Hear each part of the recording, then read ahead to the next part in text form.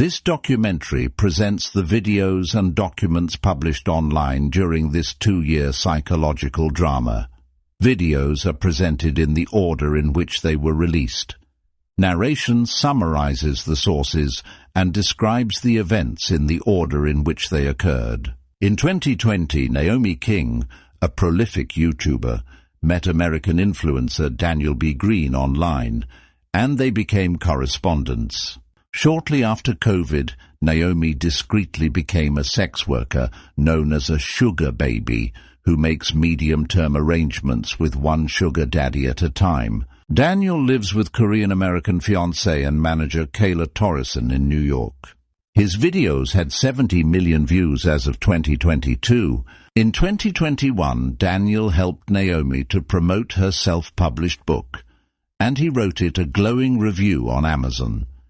He encouraged his 500,000 followers to rate it with 5 stars and review it. The first review was written the day after publication, before the book could have been printed. Another reviewer said she is looking forward to reading the book soon. In 2022, Naomi was in an arrangement with middle-aged married man, Kel, and Daniel was living with Kayla. Daniel visited Naomi for 3 days, a platonic visit. She lived with her friend, so they had no privacy. In 2023, on January 22nd, Daniel invited Naomi to Las Vegas. He offered to pay for her trip, share his bed, spoil her as a friend, and give her some money, which she wanted for a tattoo. Naomi accepted his offer. On March 29th, Naomi read this 8-page letter to him in a video. Daniel, I can't wait to hang out with you in Vegas. Can't wait to just talk and smoke weed and explore and eat. Don't let any of this convince you otherwise. That being said, there are so many conflicting feelings here. On one hand, I'm happy to be your friend forever. And just talk. And hang out. And smoke weed. Explore new cities. Talk about our books and worlds and lives. I want to hug you. And cuddle you. And kiss your face. And tell you how pretty you are. And how I have thought to myself numerous times about how you're going to age like fine wine. But on the other hand, I feel disgusting, like a whore, because you committed to a monogamous relationship with a wonderful girl, and you're cheating every time we talk. I feel dirty because Kayla has no idea what's going on, and she thinks you love her. You and I have been more than friends since the day we started talking. But I'm so on edge all the time because you give me whiplash. You say I'm a friend, but we barely talk. Then, every couple months when we haven't spoken, you pop up out of the woodwork to confess your feelings. Tell me you're miserable in your relationship. Tell me you've thought about breaking up with her multiple times and straight up say you want to start an affair. Then you disappear. You come to me with your feelings. You come to me with grand ideas of secret rendezvous to plan and book. Then you bail.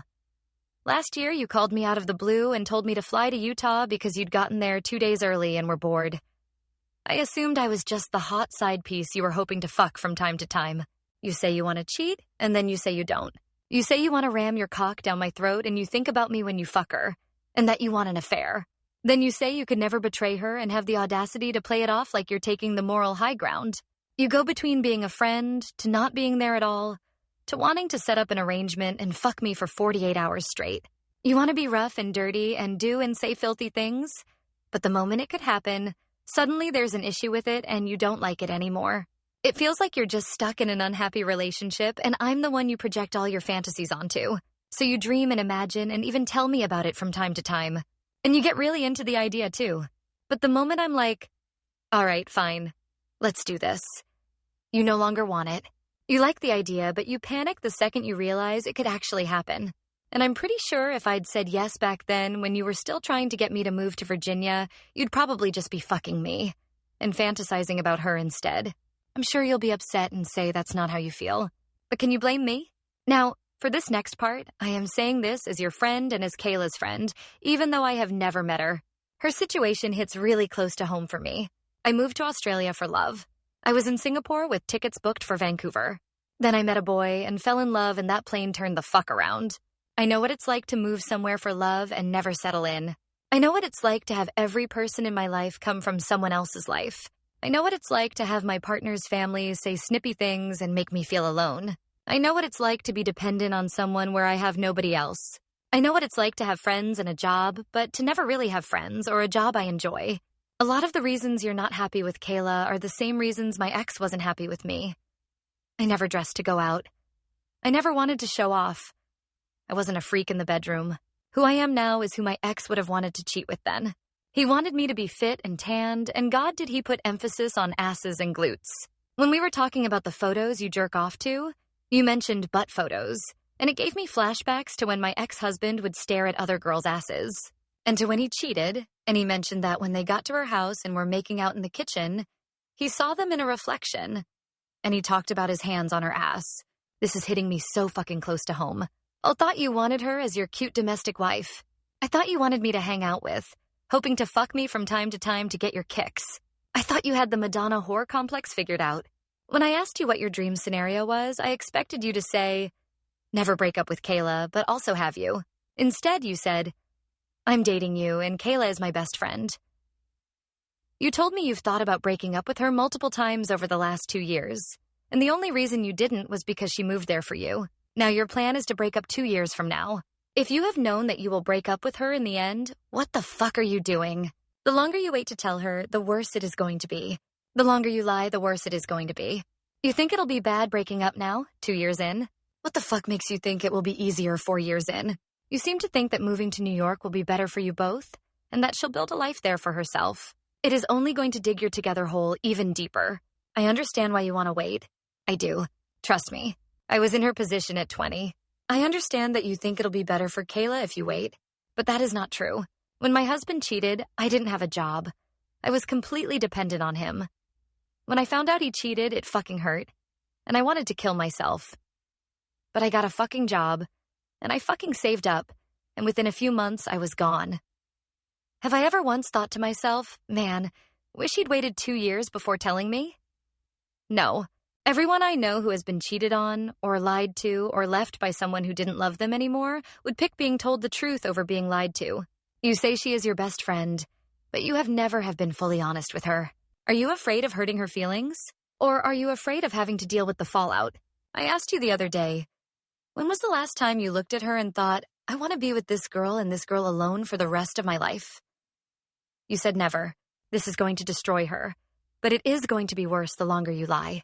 Why are you wasting more years of her life? She deserves to be with someone who loves her the way she needs to be loved. She deserves to be with someone who hasn't been lying the entire fucking time. She deserves to be with someone who doesn't think about other people during sex.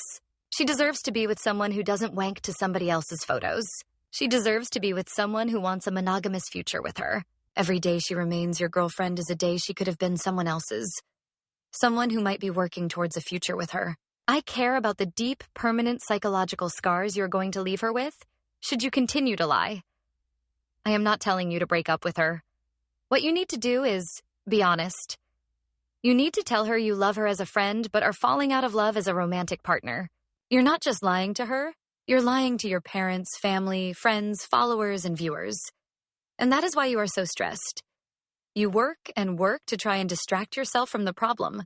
When I thought you wanted to stay with her and maybe bang me on the side and commit to being a cheater, that was one thing. Now that I know you have wanted to break up with her for a long time and are planning on waiting 2 years to do it, that is worse. No matter how good a life she will have in New York, it will be tainted by the fake life you built. When she finds out that you stayed with her because you felt bad and were waiting for her to have her own life, it will make her hate you. If you want to keep her in your life, tell her the truth. Ugly truths are always better than lies. From now until whenever you tell her, you are a liar and a cheater, and you're pathetic. Talk to her now so by the time you move, you're on the same page and you can build the lives you need. Don't lie to her for 2 more fucking years. This is me talking as your friend. Tell her the fucking truth. April 1st, Naomi and Daniel had a video call to discuss the terms and conditions in her 8-page letter. In the call, Daniel agreed that despite kissing, cuddling, and sleeping naked, he would not have sex with Naomi. This, Naomi explained, was because she genuinely cares about his monogamous relationship with Kayla, whom she had never met. Naomi had not yet disclosed that she was a sex worker who was then in a lucrative monogamous arrangement with her sugar daddy, Kel. Daniel believed she was single. April 11th, they had another video call in which, Naomi later said, Daniel reconfirmed no sex so that he would remain faithful to Kayla. April 20th, Naomi flew to Las Vegas and spent 2 days with Daniel, all expenses paid. Naomi expected hugs and cuddles from her friend, but no sex. Daniel expected his friend to offer benefits like blowjobs or handjobs, but no sex. He would then, like Bill Clinton, be able to say, "I did not have sexual relations with that woman." When Naomi refused blowjobs or handjobs, they both felt cheated. Then in Daniel's bed, Naomi revealed that she was a sex worker in an exclusive arrangement with a generous sugar daddy. Daniel then felt entitled to blowjobs or handjobs or sex, but she gave him nothing. May 7, Naomi sent a private video to Daniel. Excerpt. I wish I could take it all back. I wish I could take it all fucking back. It was not worth losing what we had. It was not worth putting Kayla through all this fucking torture. It wasn't even slightly worth it. I wish I'd said no. I wish you'd never gone to Vegas. I feel so fucking guilty because of what I did. Because of what I did to Kayla. Until you found out I was a sugar baby. And that I had someone. And suddenly, another fire lit up under your ass and you wanted me again. And I feel terrible for cheating on Kel. He treats me better than anyone I have ever been with. The same day she sent her private video to Daniel, Naomi introduced herself in a private video to Kayla, whose email she found online, and took it upon herself to reveal to Kayla that Daniel had an unconsummated affair with her in Las Vegas. Excerpt. I did to you what was done to me 10 years ago, and I fucking hate myself for it. I feel sick. It was one of the most painful things I have ever gone through, and I did it to you. The similarities between your situation now and where I was 10 years ago is so fucking similar that it's scary. And yet I still fucking did it. And I haven't stopped crying. I feel absolutely sick to my stomach. I am so sorry. You deserve so much better than that. I did not enjoy it. You did not enjoy it, and it kills me.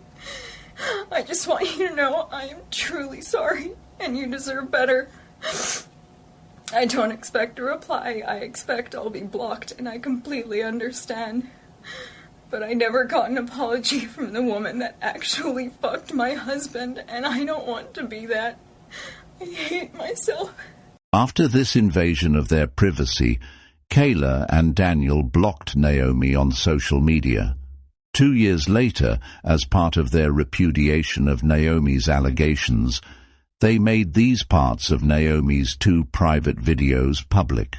June 19th, 6 weeks later, Naomi published allegations of sexual assault on YouTube without naming Daniel, titled, A Conversation About Manipulation, Consent and Assault. The video... Hey guys, it is 8 in the morning and I touched up my roots yesterday, so I got splotches of dye in my face, but that's fine.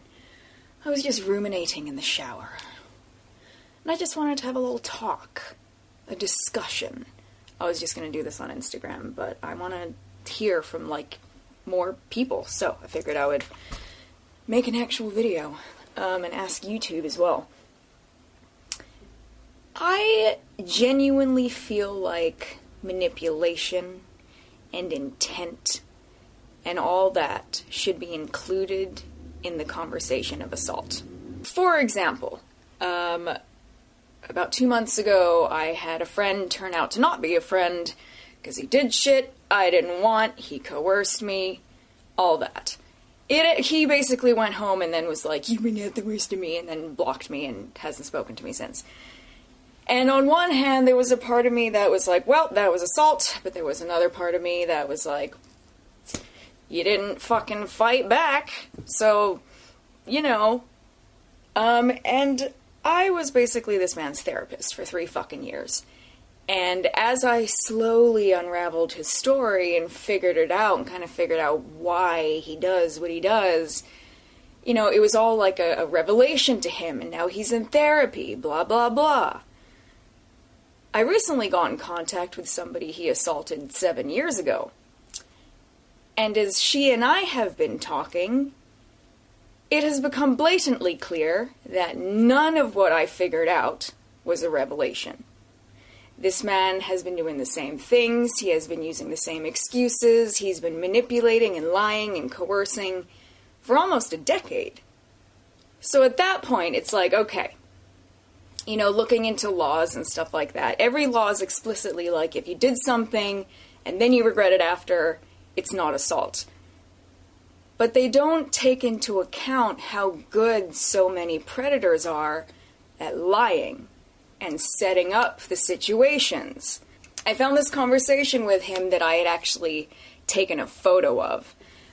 Basically, when I got back from Vegas, which is where he did it, we were still friends, but my mind was like, yeah, no, that was fucked up. You need to start, you know, capturing the proof, because this man never said anything unless he was on, like, video chat or in person. But reading that conversation that I'd photographed, it was so clear that he knew exactly what to say. Nothing he said was incriminating. Everything was like a... Anyway, basically, the point is, if I had been the only person, I would have been like, okay, that was fucked up. You piece of shit. Go to therapy. But it's, you know, discovering that it was all premeditated, and it was all planned, and for 3 years it was just like manipulating and building up to this, and he's been doing it for 7 years. It's kind of like, at that point, 100%, it is assault. And then you look at other, you know, this happens quite a lot, where I'm just going to use men and women as an example. You can swap the genders, and not all men. But I'm just going to, you know, for example. You know, there's a lot of men, not all, that will date and say things that basically make the person they're dating feel as though, okay, they are looking for long-term, this is something that they're going for. Eventually they reach a point where they're like, okay, yep, I will sleep with this person. That person, woman in this situation, she is consenting to an intimate experience with someone that she has trusted and is getting to know and wants to be with her in the long term, and has essentially made her feel that way emotionally. And then a lot of the times they'll fuck, and then the guy will be like, alright, peace. That's assault. You know? And then, you know, if the woman is like, well, okay, fuck. Now I feel completely used, I feel completely violated, especially when it comes to the things of, you know, you thought you were going to have some kind of sex, and then he did something that you didn't fucking want, but then the police are like, but you consented to it, now you're just regretting it afterwards. What do you think? Obviously, this would just open a can of worms for a whole bunch of other problems and, you know, false reports and shit, but I genuinely believe that, like, intent and manipulation needs to be a part of the conversation when it comes to consent. Especially, you know, when you look into laws, it's like, okay, what counts as sexual assault? Non-consensual penetration. If you look into the laws in Nevada, in Vegas, it is only assault if there was penetration. Otherwise, you have to file under, grossness and lewd behavior, but that's basically if you whipped out your dick in public. Like, so you have to either be flat out assaulted, and then there's no other middle ground. I'm fine, as fucked up as it was, and it did make my PTSD go through the roof. And that's another thing. Obviously, anyone watching this that's kind of been through some fucked up emotional manipulation,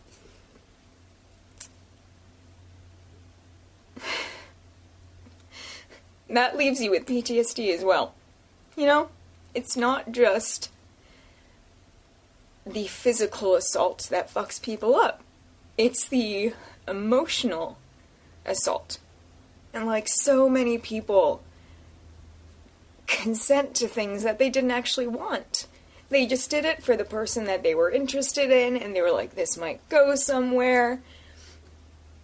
And then if that person was actually a predator, chances are they did shit that you didn't really want, left you feeling kind of skeezy. You're like, you know, maybe this could be okay if they, like, apologize, and then they're like, alright, peace, and you're like, oh, okay. Feel like I was assaulted, but I can't call it that. People are fucked up. Anyway, what are your thoughts on this matter? So that's the conversation I want to have. I think that manipulation and long-term, even short-term, lying to get what you want needs to be a part of the conversation when it comes to consent. Because some people consent to things and then find out that it was not at all what they thought it was. Does that make sense? So, someone consenting to sleep with someone because they're dating and it's going somewhere and they feel safe and that's what it's going to be, that's what they consented to. If that person then has sex with them and is if that person then has sex with them and is like, alright, cool, that's all I wanted, you're an idiot for believing my lies, they didn't consent to that. And I'm not saying that's what happened to me, but like just an example, there's a lot of people who have been through this. So for anyone that has experienced this, what do you think? Obviously there's more extreme cases. You know, for some it's like, yeah, that happened, but it wasn't so bad. And for some it's like, yeah, no, I felt completely manipulated and lied to and assaulted, and it's been following me, and I can't describe why. Because people tell me it's not assault. You know? Ugh. Anyway. I'm running out of battery, so that's perfect timing. Let me know. What do you guys think? For 3 years, he knew what he was doing.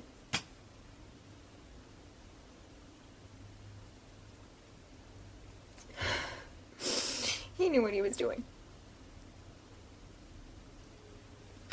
This video, the previous 2 private videos, and the 8-page letter prompted Daniel to engage a defamation lawyer.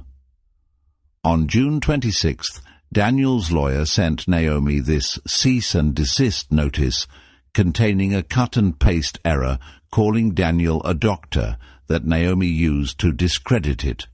Cease and Desist Notice of Invasion of Privacy and Defamation. Action against Naomi King. This law firm represents Daniel B. Greene in an action for libel, defamation, and invasion of privacy, including punitive damages, attorney's fees, and costs to be commenced against you immediately. If you are represented by legal counsel, please direct this letter to your attorney immediately and have your attorney notify us of such representation. This firm intends to immediately file suit against you in a defamation and invasion of privacy lawsuit arising from your statements about Daniel B. Greene and his partner in 2 videos you have sent to Mr. Greene and his partner appearing below. We are also in possession of direct communications between you and Mr. Greene, indicating the falsity of your allegations. We intend to present these in the action against you and in our effort to remove you from your platforms. More specifically, the statements on these 2 videos are highly defamatory and subject you to a claim of libel per se and invasion of privacy. When proven at trial, you will be asked to pay compensatory damages, punitive damages, and attorney's fees for these statements. Please accept this letter as a formal demand to immediately retract these statements and cease and desist from further dissemination of this information on any platform or email or publication of this information in any form.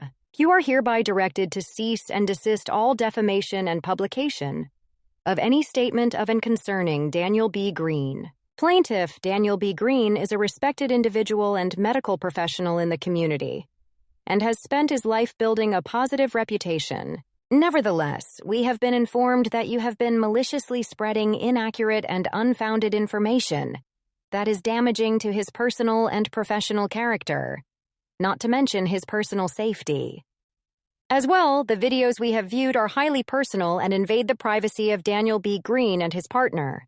Under the law, it is unlawful for an individual to make deliberate statements that intend to harm a person's reputation or invade that person's privacy interests. It is demanded that you immediately do the following.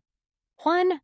Destroy the videos identified above and cease from publishing such statements on a social media platform, including but not limited to Yelp, Google, and any other platforms upon which you may have posted, including TikTok, Facebook, Instagram, YouTube, WhatsApp, and Snapchat. 2.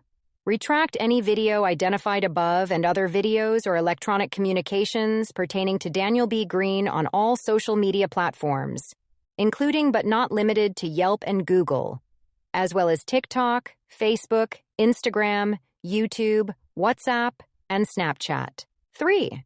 Retract any picture pertaining to Daniel B. Greene on all social media platforms, including but not limited to Google, Yelp, TikTok, Facebook, Instagram, WhatsApp, and Snapchat. 4. Retract any post pertaining to Daniel B. Greene on all social media platforms, including but not limited to Yelp, Google, TikTok, Facebook, Instagram, WhatsApp, and Snapchat. 5. Retract any communications, text messages pertaining to Daniel B. Greene. 6. Retract any and all comments posted by you pertaining to Daniel B. Greene on all social media platforms, including but not limited to Yelp, Google, TikTok, Facebook, Instagram, WhatsApp, and Snapchat. 7. Cease and desist from attempting to contact Daniel B. Greene or his partner or any third party concerning Daniel B. Greene in any form, including but not limited to text, email, phone, WhatsApp, Facebook Messenger, and LinkedIn. 8. You have shown in the past to demonstrate intent in the defamation and invasion of privacy of Daniel B. Greene. If this behavior occurs again, action will be taken against you to block you from all social media platforms. We will take action to remove your sites and prevent you from further posting. If we come to learn any third-party individual posts a video, picture, or comment on your behalf pertaining to Daniel B. Greene, now only will that individual be held liable, but you will be held liable as well. In sum, we are demanding you cease and desist from defaming plaintiff Daniel B. Greene. 9. You will cease and desist from making further untrue and privacy-invading statements against Daniel B. Greene, and take down any and all posts and reviews on all social media accounts, including but not limited to Yelp, TikTok, YouTube, Facebook, Google, Yelp, Instagram, and/or Twitter.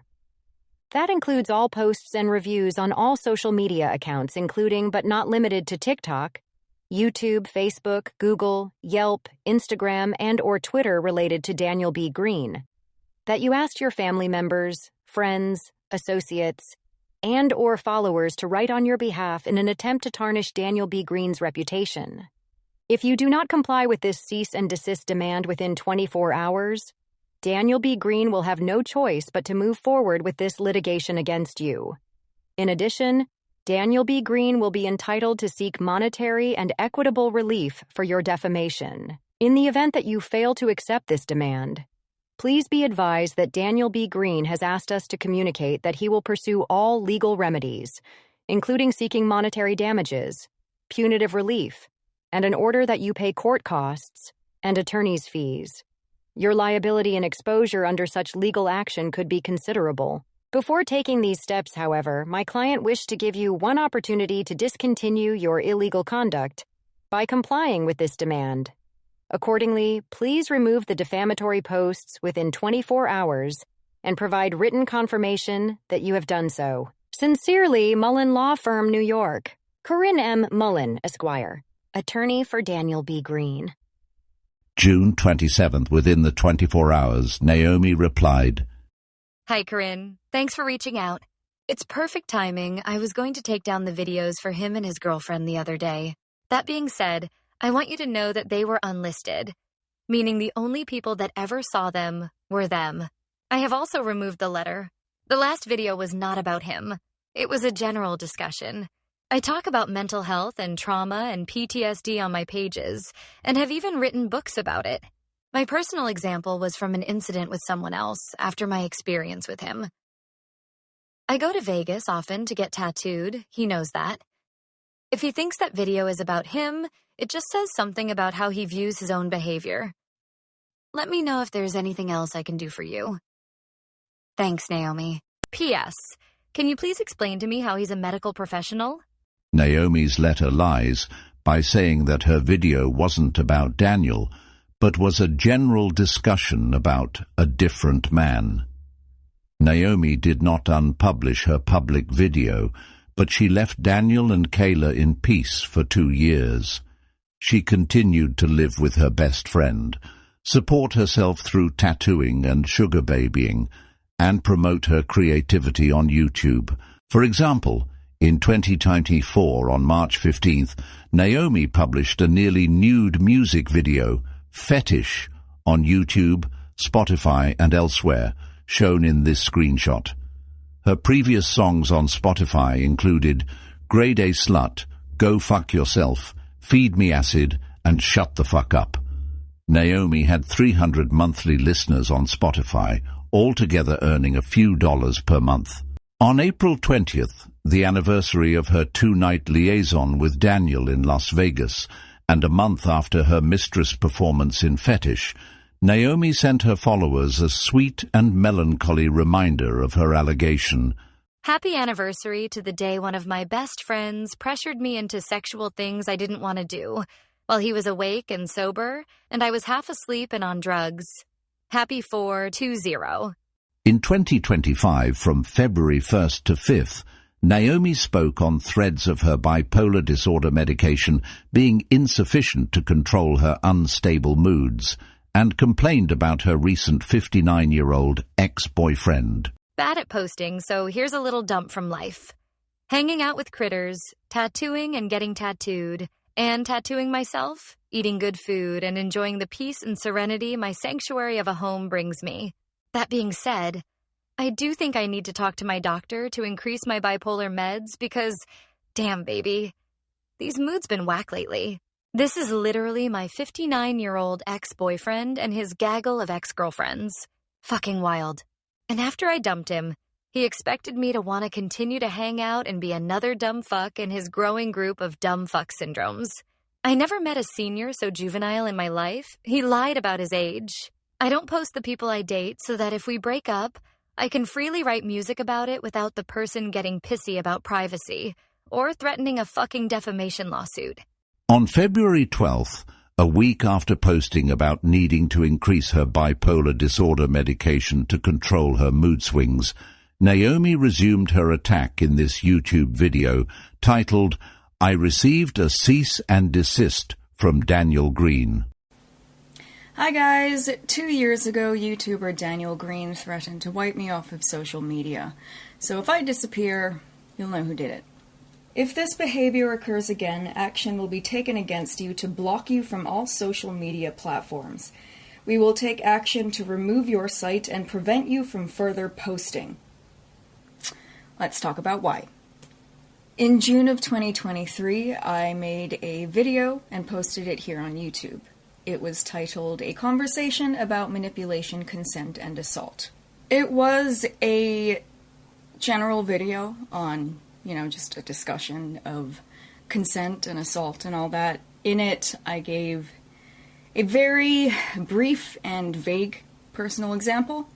I said that I had a friend turn out to not be a friend, and that he assaulted me, and that I had been in contact with a person who said he assaulted her. Again, I did not identify who I was talking about at all. I did not say what this person's name was. I did not describe what they looked like. I did not describe where they lived, where they were from, what they did for work. Nothing. 8 days later, I received a cease and desist from Daniel Greene's lawyer, threatening me with a lawsuit demanding that I take that video down in 24 hours, or they would sue me for slander and defamation, they would bury me under legal fees, and they would wipe me off of social media. Again, I never said that that video was about Daniel. Not once. I never identified who it was about. I go to Vegas often to get tattooed. Daniel knows that. In fact, that was something that I said to his lawyer. I told his lawyer, I go to Vegas often to get tattooed. Daniel knows that. If he thinks that video's about him, that just says something about how he views his own behavior. So I did not take that video down. They gave me 24 hours, or they would sue me. I never heard back from his lawyer, despite the fact that I asked her a direct question. She called him a medical professional. As far as I know, I don't think he's a doctor. I'm assuming that was a typo, or they forgot to remove it from the template.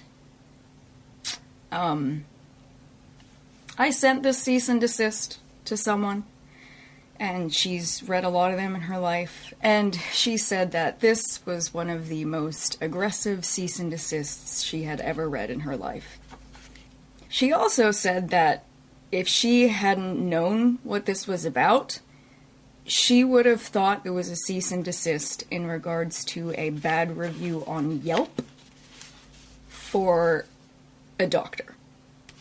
Because they brought up Yelp like 8 times. They didn't want me talking about him ever again. But again, I never said that video was about him. Now, they also accused me of harassment and invasion of privacy, which I'm not afraid to address. I have nothing to hide. After what he did to me in Vegas, I reached out to his partner, because I needed her to know that what had happened, I didn't want. I know what it's like to move country for somebody and then find out that they're a lying, cheating piece of shit. I needed her to know that I didn't want it. I needed her to know that he was sober and wide awake. Fucking done crying about this shit. He was sober and wide awake, and I was half asleep and on drugs. Which he knew. I had arrived in Vegas in the morning, and I spent 420 just getting baked by the pool, taking 40 milligram edibles all day. Because it was fucking 420. I went to sleep because his flight was gonna land late in the evening, and it would be about midnight before he would arrive. I specifically asked him to bring coffee if he wanted to stay up and talk. I specifically asked him to bring coffee. He said, nope, let's just sleep, we'll hang out in the morning. He turned up at midnight, sober and awake, and pressured me, half asleep and on drugs, into sexual things that he and I had agreed beforehand would not happen.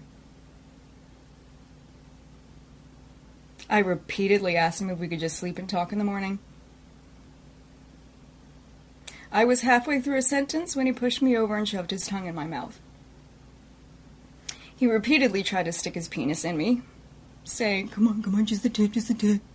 I repeatedly pushed his penis away, saying, I'm not having sex without lube, I'm not having sex without lube, I'm not having sex without lube. Because I have medical conditions. One of which is idiopathic hypogonadotropic hypogonadism. It can make sex very painful for me. I cannot self-lubricate or stretch, which he knows. He kept trying to shove it in me. I kept pushing his dick away, just repeating, I'm not having sex without lube, I'm not having sex without lube. Jerking off onto me, moaning about how long he'd dreamt about it. It was fucking disgusting.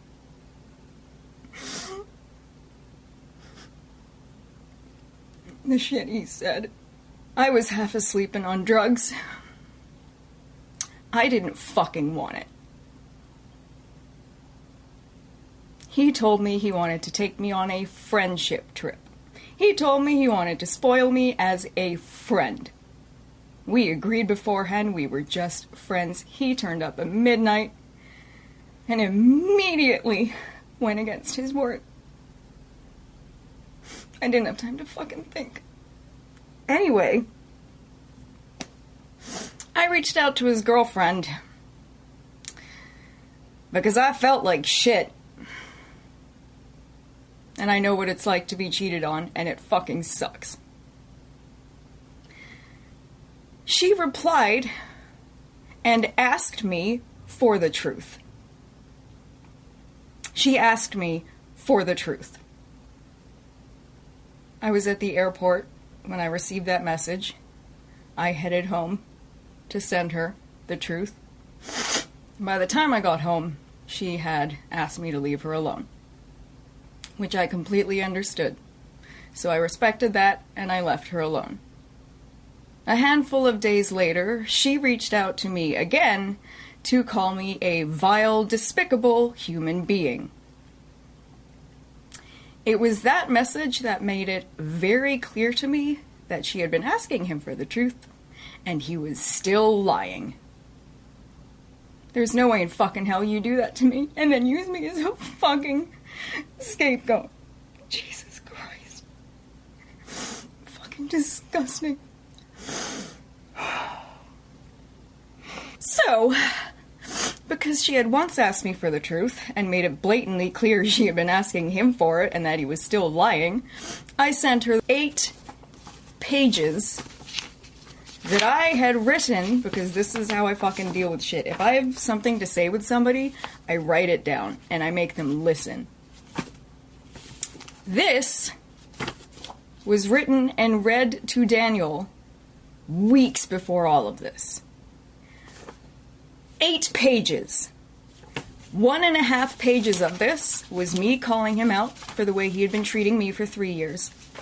And 6.5 pages was me calling him out for his behavior in relationships and all the shit that he had been saying and doing behind his partner's back for 2 years. I had proof that I fucking fought for her. I had proof that I fought for their relationship. I begged him to fucking talk to her for 2 fucking years. Only to have him lie to get me alone, pressure me into sexual things that he agreed wouldn't happen, and then go home and use me as a scapegoat. She wanted the truth. He was still lying. He said she deserved to know everything, okay? He said she deserved to know everything, and by golly did I agree. In fact, I had 8 pages of proof that I had been telling him that for 2 fucking years. So I sent it to her. If he had truly told her everything, this shouldn't have made a fucking difference, but it looks like it did. And in case he is denying having ever heard this, here is the exact date and time I told him about it, the exact date and time I followed up about it, and the exact date and time we had that call. He thanked me for this. He thanked me on call, which I obviously don't have proof of. I unfortunately did not record our conversations. But 10 days later, completely of his own accord, he reached out to me again to thank me again for this very real wake-up call. Okay? I have proof that he heard this and that he thanked me for it. I have proof he said she deserved to know the truth, and I have proof that she asked me for the truth. Weeks after that happened, I made my video, a conversation about manipulation, consent, and assault. I did not think he was keeping tabs on me.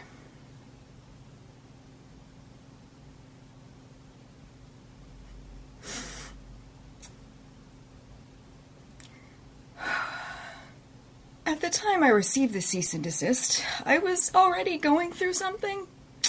I was already dealing with some trauma. Oh, and by the way, he knew that I already had PTSD from previous trauma. I was already going through some shit. But this made it so much worse.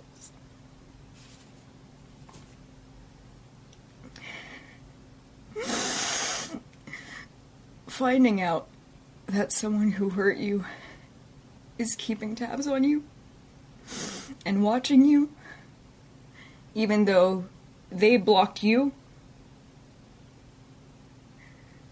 I kept that video fucking vague, and I did it on purpose because I didn't want to start shit. I never said it was about him, and I'm not saying that it is.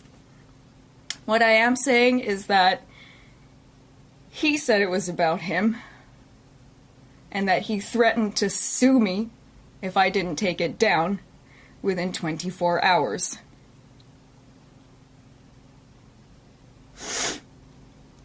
But I left it up, and it's been up for almost 2 years.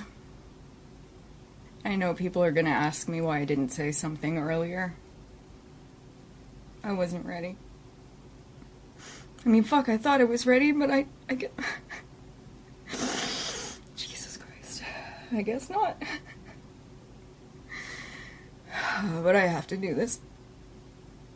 I have stayed silent for almost 2 years, and that silence has not been good for my mental health. I don't think I will ever truly know peace if I allow him to silence me.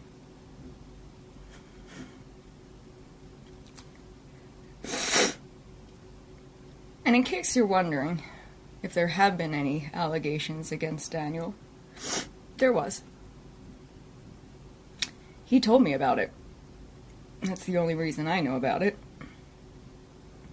He told me it was false, and that there's no way it could be true, because he wasn't there at the time. Turns out he told Discord something different. He told Discord he was there, but he was only there to visit his father.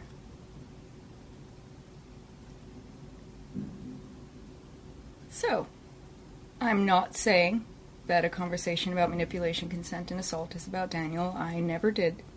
I go to Vegas often to get tattooed. My Mamba Batok lives there. My spirit dad. I have to say something. I want to fucking breathe again. Holy fucking Jesus, I thought I was done crying about this.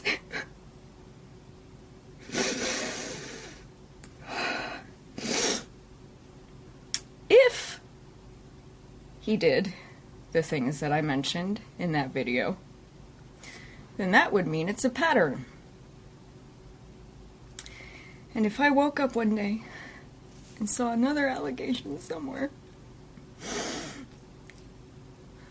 I would never forgive myself for saying nothing.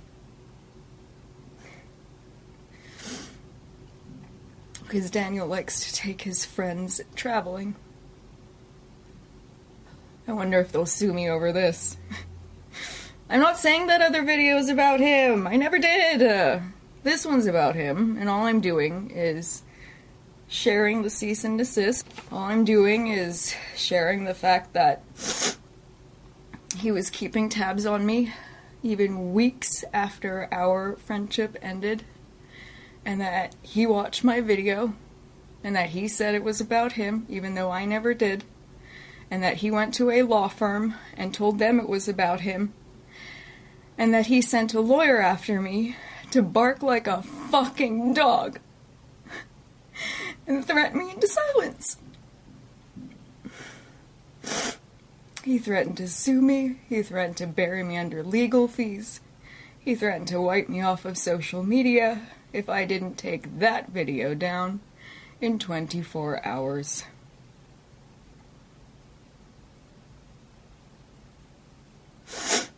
After I got this, anytime I got an email It's gonna happen again, I guarantee you. Anytime I saw that little notification on my phone, my stomach would fucking drop. Because I was fucking terrified. It was his lawyer, again, coming after me to threaten me for something else. I spent a good year of my life looking over my shoulder, wondering what I couldn't say. Because apparently, if I talked about my life and the things that I have been through, even though, you know, even if I never say who the fuck it was, apparently he was gonna come after me for it. Sorry, not apparently, confirmed.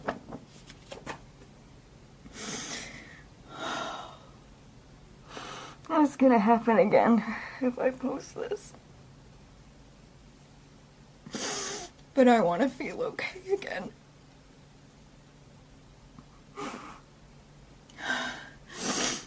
And I don't think I ever will if I let him silence me. I will not let him silence me. And I will not let him bury this the way he likes things to get buried. I think his followers deserve to know what kind of a man he is. Because, as his own lawyer said, he's done a good job building a positive reputation as a medical professional. The kind of man he is when the cameras are not rolling. He's a liar and a cheater. He is a vile, despicable human being, and those words come straight from the mouth of his own partner. I don't know if they're still together. I'm not looking him up. I never want to see his face again. The first thing I did when our friendship ended, I went to YouTube, I clicked on an icon of his video, and I hit Do Not Recommend channel. Because I never wanted to see his face again. But it turns out he was keeping tabs on me. Daniel is a vile, despicable human being. And the kind of man who would pressure one of his own best friends into sexual things while he's sober and awake, knowing very well that they are half asleep and on drugs. He is the kind of man to keep tabs on them, watch their videos, and hire a lawyer to try and threaten them into silence. He is the kind of man that would threaten a lawsuit, legal fees, and social media eradication over a video in which I never identified who I was talking about. That's the kind of man he is. I am done being silent. I don't know what's gonna happen. If I disappear, you'll know who did it. I don't fucking know. Maybe I'll receive another cease and desist. I wonder if he'll go with the same lawyer. She called him a medical professional. This was the revised version. It was titled Revised Cease and Desist. But they threatened defamation on a video that never said it was about him, and they called him a medical professional, and she accidentally sent me a blank email half an hour before the real one. So he might go with someone new. 4/20 of 2023, I spent alone in Vegas by the pool. 4/20 of 2024 is this.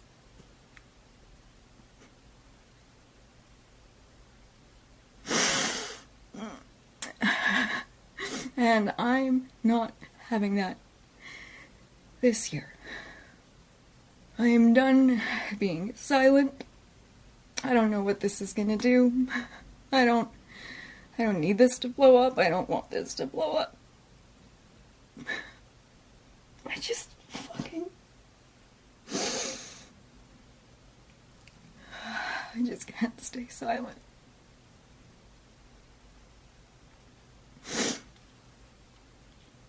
And there's no reason why this story needs to end with him getting away with it. Not when he went out of his way to attach his own name to that video. I never said it was about him. Not once. And I'm not saying that it is. What I am saying is that he threatened to sue me over it. So, yeah. If I disappear, you'll know who did it. I will not let him silence me. I will not let him bury me.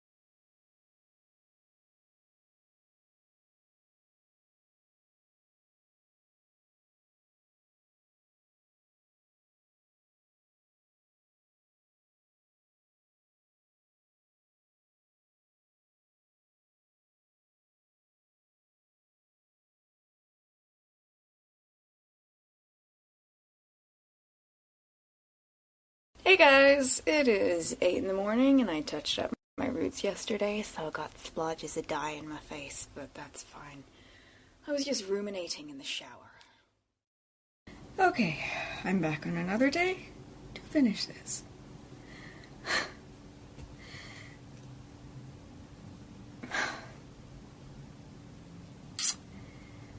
Let's talk about day number 2.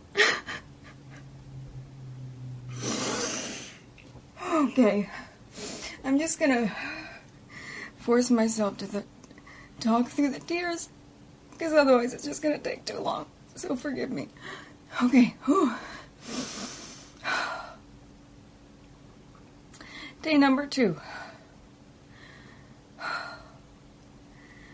We went for breakfast, and over breakfast we discussed the fact that it never should have happened, and that we were just friends, and that it was never going to happen again. We had that conversation over breakfast.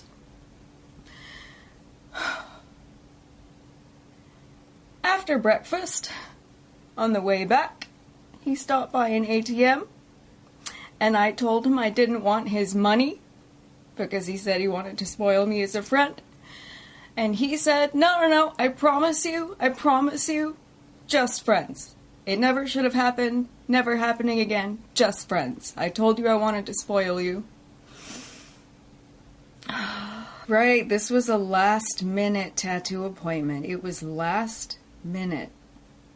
My mamba Bathok said, I have a cancellation for tomorrow. Do you want a spot? And I said, oh my god, yes, I'll ask my friend, but to be honest, his opinion doesn't matter. I want to get fucking tattooed. So the appointment was at 4. We got back to the hotel. I went to the pool. He stayed in the hotel room for hours. I stayed by the pool, eating edibles. Eventually he came out, we hung out there for a little bit, and then I had to go to my appointment. And he was gonna come with. So we went back to the hotel room. And as soon as we were alone again, guess who went back against his word? As soon as we were alone again, he started pressuring me all over again. And I said repeatedly, we just talked about this over breakfast. We just talked about this. We just said, we're just friends. Never happening again. Shouldn't have happened. And he kept saying, oh, what's the difference? We already did it once. What's the difference? I had a fucking tattoo appointment. I had somewhere to fucking be. Both times he jerked himself off onto me. Except the second time, it was worse, because he also shoved his dick in my mouth. I remember my mouth was so fucking dry from the edibles.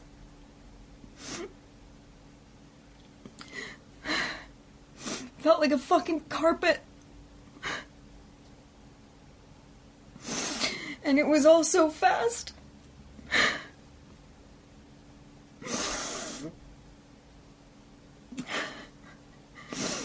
He came all over my buttock, which is sacred, and was given to me for sexual healing because of things that I have been through in my past.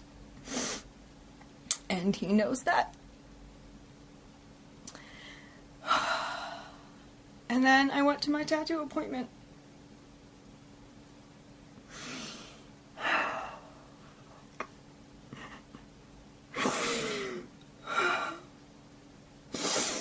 So, he cannot say that he made a mistake and it was a one-time thing.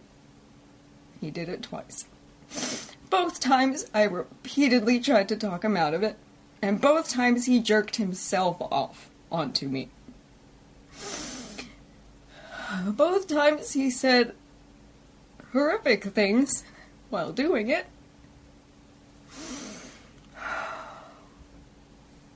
And then I went and I got tattooed. And it was really painful, and I went into shock. And I was bandaged up.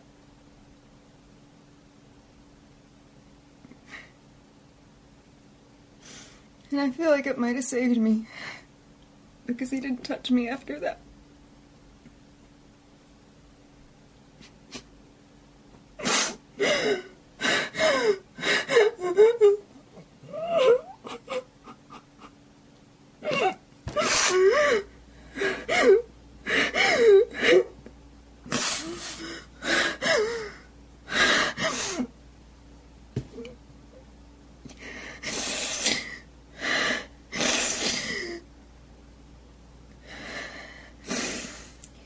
He knew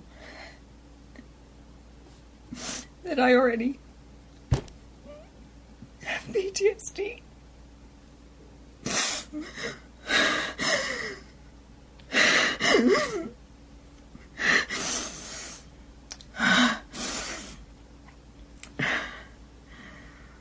Fuck.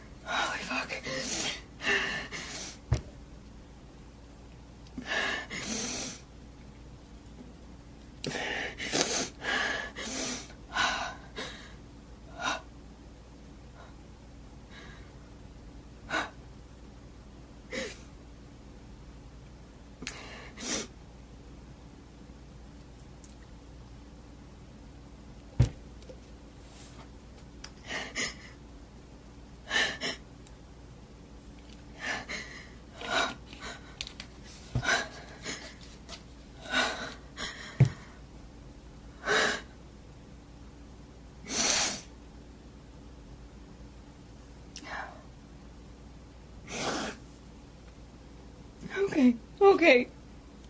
Okay. Okay, I'm done. Oh.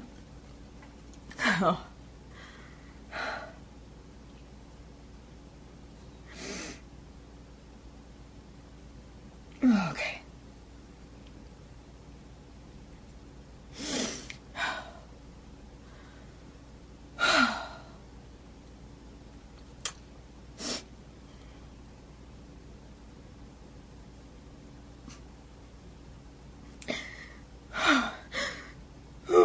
No. Not doing it.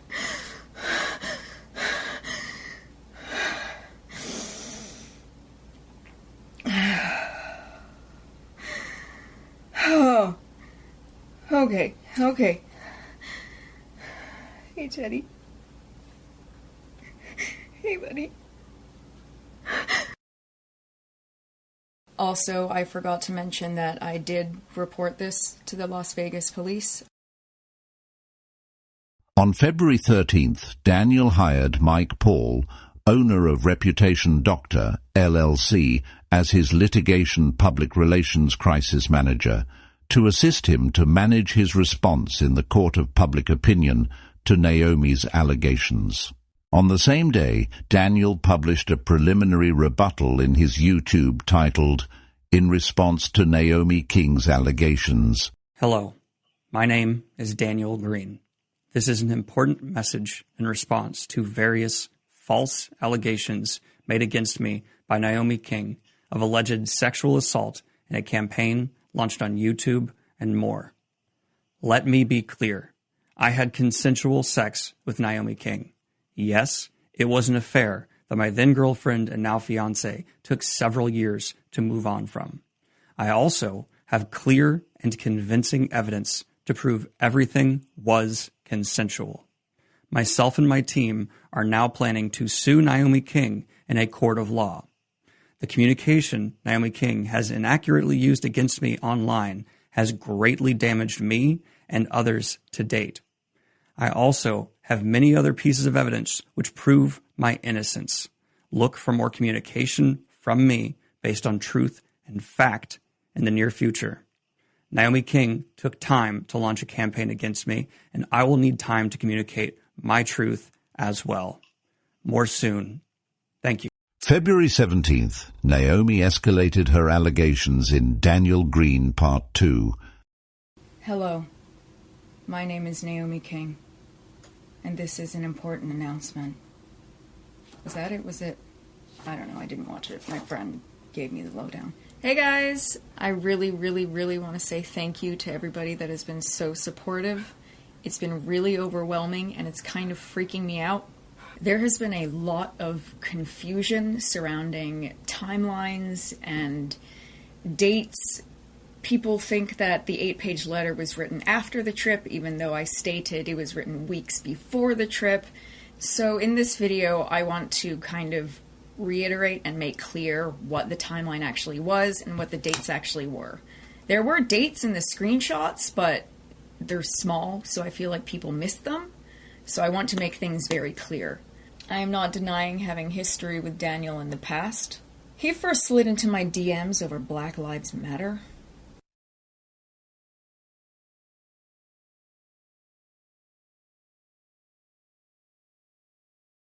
Okay, here's some dates. January 22nd of 2023 was when he said he wanted to take me on a friend trip and spoil me. And we started talking about travel around then. For all the people who are confused as to what the fuck spoil even means, I'm a sugar baby. Now, he and I were not daddy baby. He wanted to spoil me as a friend. Like, that was explicit there. I know some people are not going to understand that. Some people are going to be like, I know. Me sharing this information makes me look bad. We discussed hanging out. He wanted to fucking pay for the entire trip and give me money. I wanted to get fucking tattooed. It was kind of a win-win. People are going to fucking hate me for this, and I know that. But, you know, it is what it is. I'm getting sued anyway. Here we go. I don't remember when we officially, planned and booked things, but the trip was going to be for the end of April. On March 28th, I wrote the 8-page letter. March 28th. This is weeks before the trip, which I said in that video, but some people are getting confused. 8-page letter was written March 28th. I told him about it March 28th. March 29th, I was like, hey, I want to say it sooner rather than later, because it's kind of heavy. And then on April 1st, we had the video call where I read the entire thing out to him, and it took about 40 minutes. We decided during that call, 100%, nothing was going to happen between us. This was one hell of a fucking wake-up call. It made him sign up for fucking therapy again. We made that decision. Just friends. We're not doing that to her. This is not about what he did to me in Vegas. April 11th, he messaged again to thank me again for that literal wake-up call. April 20th, I fly to Vegas. This wasn't the first time the two of us hung out. He came here and visited me in Vancouver for like 3 days in 2022. Nothing happened because we were just friends.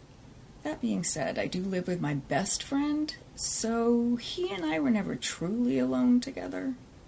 So now I am here to answer the questions, what were you wearing? I went to sleep first alone, and I was buck-ass naked because I always sleep naked. I've done it since I was a teenager.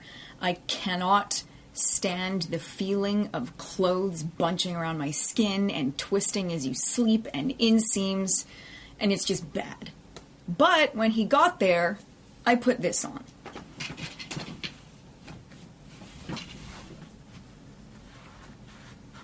This was how I let him in, very groggy. I remember one of the first things he said upon seeing me was he commented on how high I looked. So I said, you want to catch up? He took half a bite of one, which would have been 10 milligrams, but that takes about an hour to kick in. So when he did what he did, he was still sober. I went back to sleep, and I did remove this because I was now under the blankets. Before I removed this, that first night, I straight up asked Daniel if he would prefer it if I left it on. I straight up was like, hey, I can leave this on while I sleep. And he was the one that was straight up like, no, I've shared beds with friends before, like, it's not weird. He straight up said that, like, my actions are my responsibility. He straight up told me, like, you be comfortable. Looking back on it, dumbass. I know that. He went and took a shower, because planes are disgusting. And when he was done, he joined me in bed. And I would like to let people know that I have slept in beds with many of my friends, traveling, sharing the same bed. I even sleep naked next to women, next to men, next to all the lovely people in between. And none of my friends have ever taken advantage of that. People off the top of my head who I've traveled with and slept naked next to who did not take advantage of me: Kurt, Scott, Cody, Kimmy, Tay, Romeo. Like, someone being next to you is not consent. I guess I should reenact for you what happened. Alright, y'all, here's what happened. There were blankets, there were pillows. Not this many. I was in bed like this when he came and joined me. He lay here, and I was very groggy and half asleep. And he started to pressure me into things. Because I was facing him, I was, like, not good. So I turned onto my stomach and put my arm between us to create a barrier, and I was looking at my pillow while trying to talk him out of it. Like, I went from facing him and talking to him and creating a physical barrier between us because he was coming on really fucking strong. He promised me beforehand that he wanted to just be friends. He promised me he wanted to spoil me as a friend, which obviously, looking back on now, I was a fucking idiot for believing that. I was half asleep. Like, I had the strength to get up, make a couple jokes, and then get back in bed. But I was not fully there. So he was pressuring me. The worst part about this is that I didn't even want to do it. You were coming on so strong. I turned onto my stomach, face toward my pillow, trying to talk about it first. You started talking money. I said I could do that, expecting more of a conversation, but you took that as a cue to start making out with me. So I was lying here like this, and then when I was halfway through what I was trying to say, he pushed me over and started putting his tongue in my mouth. Now, I will acknowledge that I did not fight him off. I will acknowledge that I froze because that is my trauma response. It was all very quick. I really did not have time to think. And then he worked his way down my body in a way in which I can describe only felt like someone going down the checklist of everything they had ever dreamt of doing to you. Very quickly. Push over, shove tongue in mouth, suck the titties, lick the pussy, lick the asshole. Like, he literally was just going bam, bam, bam. Like, and then he tried to stick it in me, and it was at that point that I was just like, I'm not having sex without lube, I'm not having sex without lube, I'm not having sex without lube. And he kept positioning himself between my legs, saying, come on, can we just try, just the tip, just the tip, just the tip. And I kept pushing him away, saying, I'm not having sex without lube, I'm not having sex without lube. So he jerked himself off onto me, repeatedly moaning my name and how long he'd dreamt about it. And again, it all happened very quickly. I've seen some comments from some people saying, like, the fuck, it takes time to jerk yourself off. Not for him, it doesn't. I am going to reenact for you what he did and how he moaned from both incidents. Night 1, what he moaned on loop while jerking himself off was this. Oh, Naomi, I have no idea how long I've thought about this. That's what he moaned on repeat on night 1. He came all over my buttock. He went into the bathroom and stayed there. I yelled at him to bring me a towel. I wiped his cum off of my stomach, threw the towel on the ground, and passed out. The following morning, Daniel informed me that he spent the entire night crying and puking, and he swore that it would never happen again. And that's part of why I believed that he wouldn't do it again. Because when someone admits to crying and puking after doing something like that to you, and they promise they're not going to do it again, you kind of think they won't do it again. So that's what I was wearing. After the pool, we went back to the hotel room so we could get my shit. Because not only did I have to, like, change and stuff, but for buttock ceremonies, you need, like, an offering, and I needed to go get my food and stuff that I had there. And then he started pressuring me into the shit that he promised wouldn't happen. And I repeatedly told him, Daniel, we just talked about this. We said we weren't gonna do this. We just talked about this over breakfast. You promised me we were just friends. He kept pressuring me. I had somewhere to fucking be. So as per usual, I did not fight back.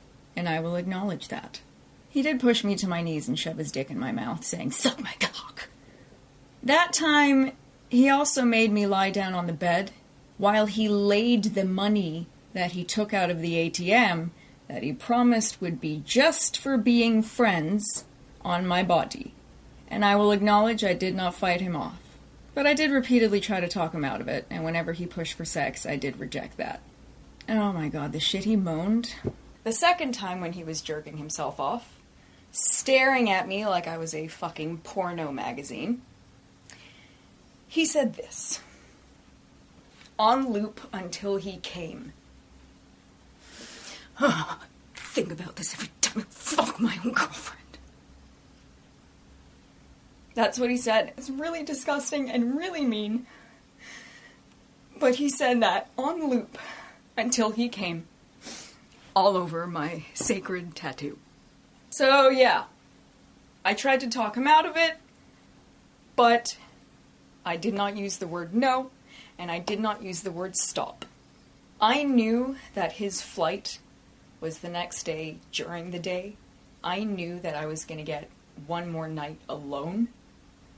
There was a third day, and everyone's going to be like, hey, why didn't you run away? Where the fuck was I going to sleep? Where the fuck was I going to stay? We went to an art exhibit place. It was like something 15, that crazy place. Just went there and hung out.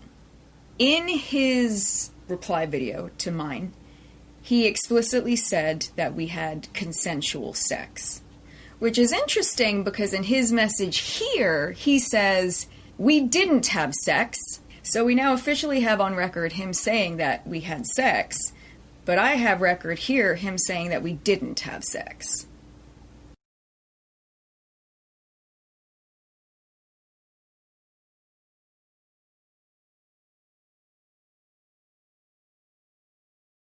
On April 28th, he blamed his demons and the voices in his head for his behavior and blocked me.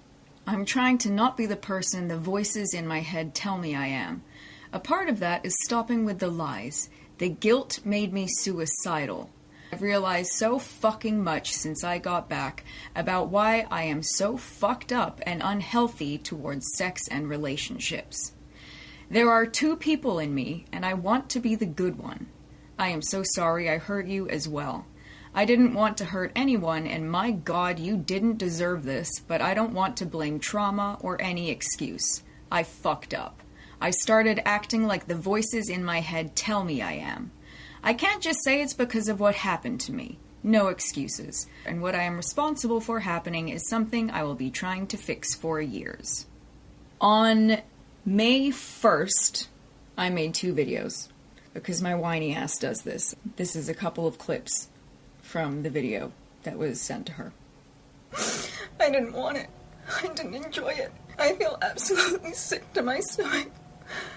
We had explicitly decided we were just friends. He changed his mind on the day. He started making out with me before I'd even agreed to do anything. I just want you to know I am truly sorry, and you deserve better. I sent it to his partner May 7th. I know she watched that video because that's the one she responded to when she asked me for the truth. At that same time, I made a video for Daniel because I was in a state of shock and I was very confused and I felt very used and objectified and fetishized and taken advantage of and violated. But I was also devastated and in the state of hating myself for letting it happen. Because that's the kind of guilt that we live with. Here's a couple clips from his video. I wanted to talk about it in the morning. You pushed for it at night. We'd agreed we were just friends that trip. You changed your fucking mind and didn't give me time to comprehend it. I was on 50 milligrams that night. You were on 10. I was half asleep. You were wide awake. I feel so fucking used. I didn't even want to. May 15th. My friend sent her a link to that letter. And then that was that. That was the last of it. Over a month later, June 19th, I posted that video, a conversation about manipulation, consent, and assault. It was about manipulation, consent, and assault. Some people are getting, mad about that. The description's in the title. In that video, one of the things that I said was this. I was basically this man's therapist for 3 fucking years. And as I slowly unraveled his story and figured it out and kind of figured out why he does what he does, it was all like a revelation to him. And now he's in therapy, blah, blah, blah. I recently got in contact with somebody he assaulted 7 years ago, and as she and I have been talking, it has become blatantly clear that none of what I figured out was a revelation. This man has been doing the same things, he has been using the same excuses, he's been manipulating and lying and coercing for almost a decade. If I had been the only person, I would have been like, okay, that was fucked up, you piece of shit, go to therapy. But it's, discovering that it was all premeditated and it was all planned. And for 3 years, it was just like manipulating and building up to this. And he's been doing it for 7 years. It's kind of like, in that video, I said that, you know, I had spoken to someone that had allegedly been assaulted by this person that I never named. And talking to her was horrific. Talking to her made me see a lot of things very clearly. 8 days later, I received the most aggressive cease and desist with many errors over the video that never identified who it was about. I replied that day because they gave me a 24-hour response period, which was not enough time for me to get my own lawyer. So I gave his lawyer hella sass, which I probably shouldn't have, but... So, the 2 videos that were made May 1st, that were sent May 7th, those were the other videos referenced in the cease and desist. Because a lot of people were like, what the fuck, it says videos. So the first link led to those 2 videos. The second link led to the 8-page letter. And the third link led to a conversation about manipulation, consent, and assault. I knew that coming forward would potentially ruin me, get me sued. He didn't really mention the second allegation in his little monotonous read. He's still trying to sweep that one under the rug. So he is going to focus all of his energy on trying to ruin me as much as he can on his way out. And he's going to be able to. I will acknowledge that I did not fight him off. And I did continue to hang out with him afterwards, because I was in a state of shock. And I fawn, which I hate. I feel like I had to say something. Genuinely, I don't want anyone else getting hurt. And I am willing to be publicly crucified for it. He can afford the best lawyers.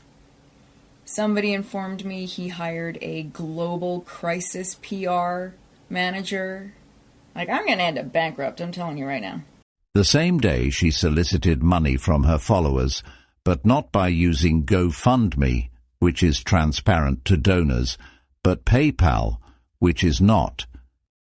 hey guys, I just wanted to do a quick update because I was given the heads up about his video. I'm not watching it, but I have been given the gist. Ever since then, I've had a couple people reach out and say that if he sues, they would love to pitch in and help me fight it, which is very, very kind.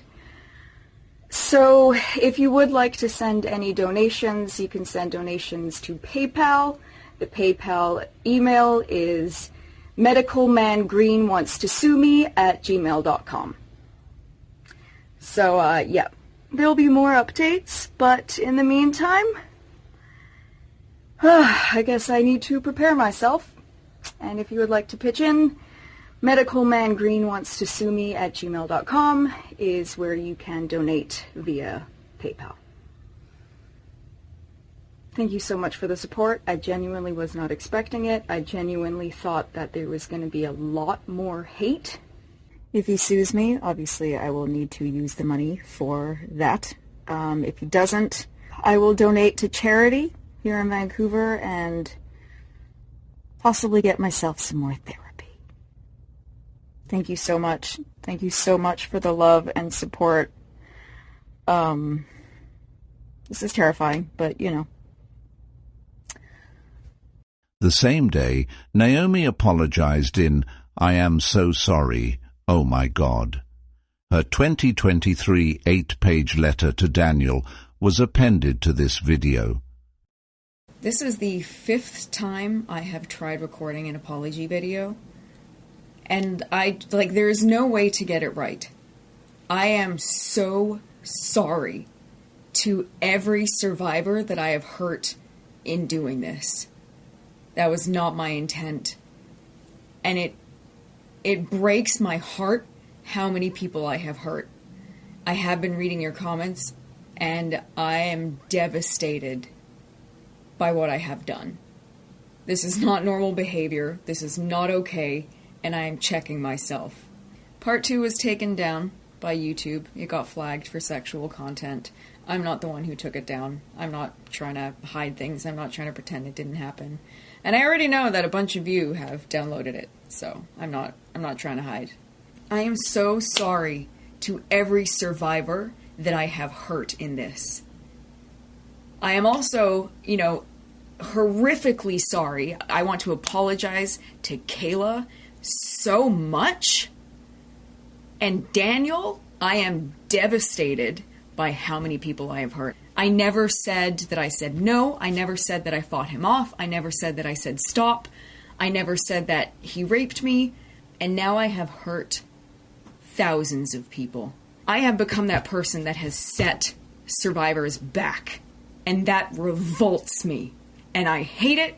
To every sexual assault survivor who watched my first video and felt something and related and then watched part 2 and felt completely betrayed, that also breaks my heart.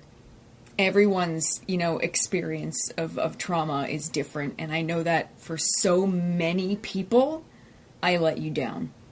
And I'm not okay with that. And I hurt so many people. It was not my intent. I genuinely thought I was doing something good. I thought I was protecting people, but clearly I was not. I am not okay with my behavior. It's really gross. I agree with your comments, and I am going to take a step back and reflect. I don't like this version of me, so I'm going to put an end to this. I'm going to acknowledge my faults.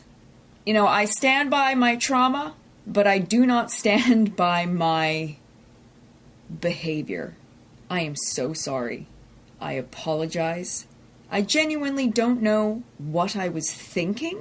I don't want to blame mental illness. I don't like this behavior, and I'm going to make it stop. And I am so sorry for all of the hurt that I have caused. I thought I was doing the right thing. Clearly I was wrong. And I am deeply ashamed of how I have been behaving.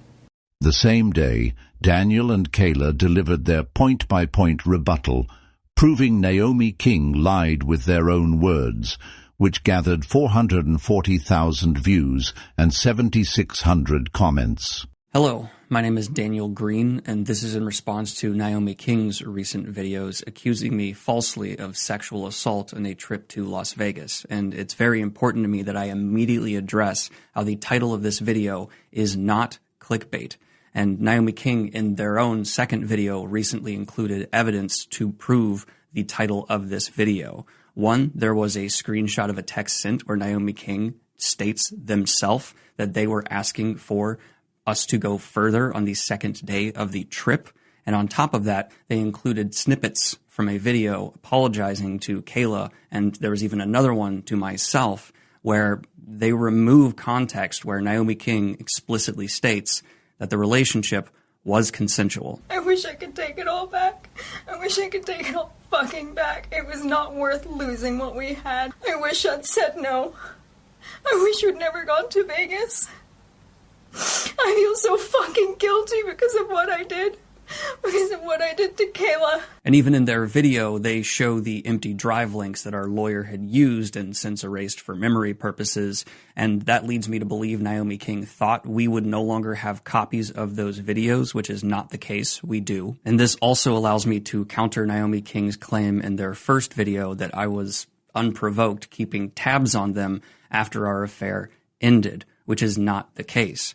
In the days and weeks following us blocking Naomi King on several platforms, we continued to receive messages not only from Naomi King, but one of their friends. And also, to make the claim that I could not know this video was about me, I find to be absurd. It includes details about a trip to Las Vegas, and Naomi King also mentions contacting a stalker of mine that I had told them about in confidence during our 3-year relationship. And once I realized Naomi King had contacted my stalker, Madison, that is when I decided to seek legal counsel. Naomi included clips in their recent video posted Saturday to make it seem, even in these private videos, they were claiming assault, which is not the case. I am going to play you clips from those personalized videos that Naomi King sent to Kayla and I, and show you them directly contradicting the accusations they made against me, and directly talk about how what happened was consensual. I will then show you how in their 2023 video that drove me to hire legal counsel, you can see Naomi King deciding to change consensual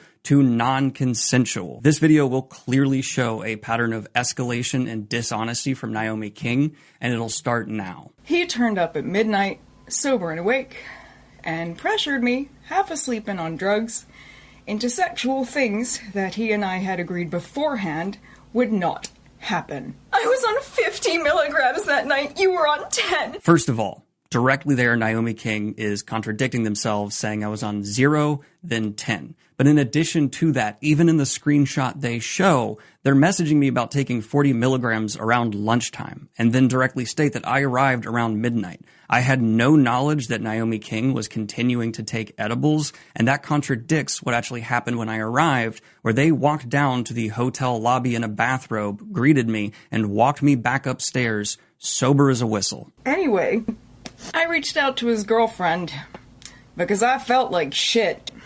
And I know what it's like to be cheated on, and it fucking sucks.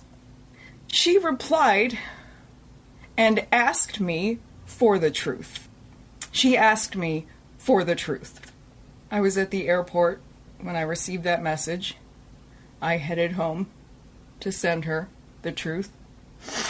By the time I got home, she had asked me to leave her alone, which I completely understood. So I respected that, and I left her alone. A handful of days later, she reached out to me again to call me a vile, despicable human being. It was that message that made it very clear to me that she had been asking him for the truth, and he was still lying. Naomi King said in their video that I reached out to them and wanted to know the truth. That is misleading. In May, they sent me a video, unprompted, wanting to apologize for what had happened. When I first saw the message, I did not want to respond right away, but I did say I would like to hear their side because I felt that was right.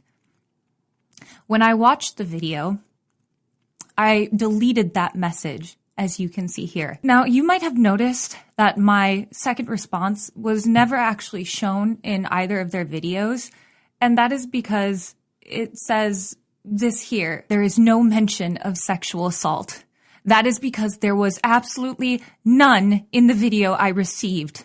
As a survivor of sexual assault myself, I take that very seriously, and had that been there, I would have had a very, very different response and conversation. In the video Naomi uploaded on Saturday, there are 2 very short snippets from that apology video.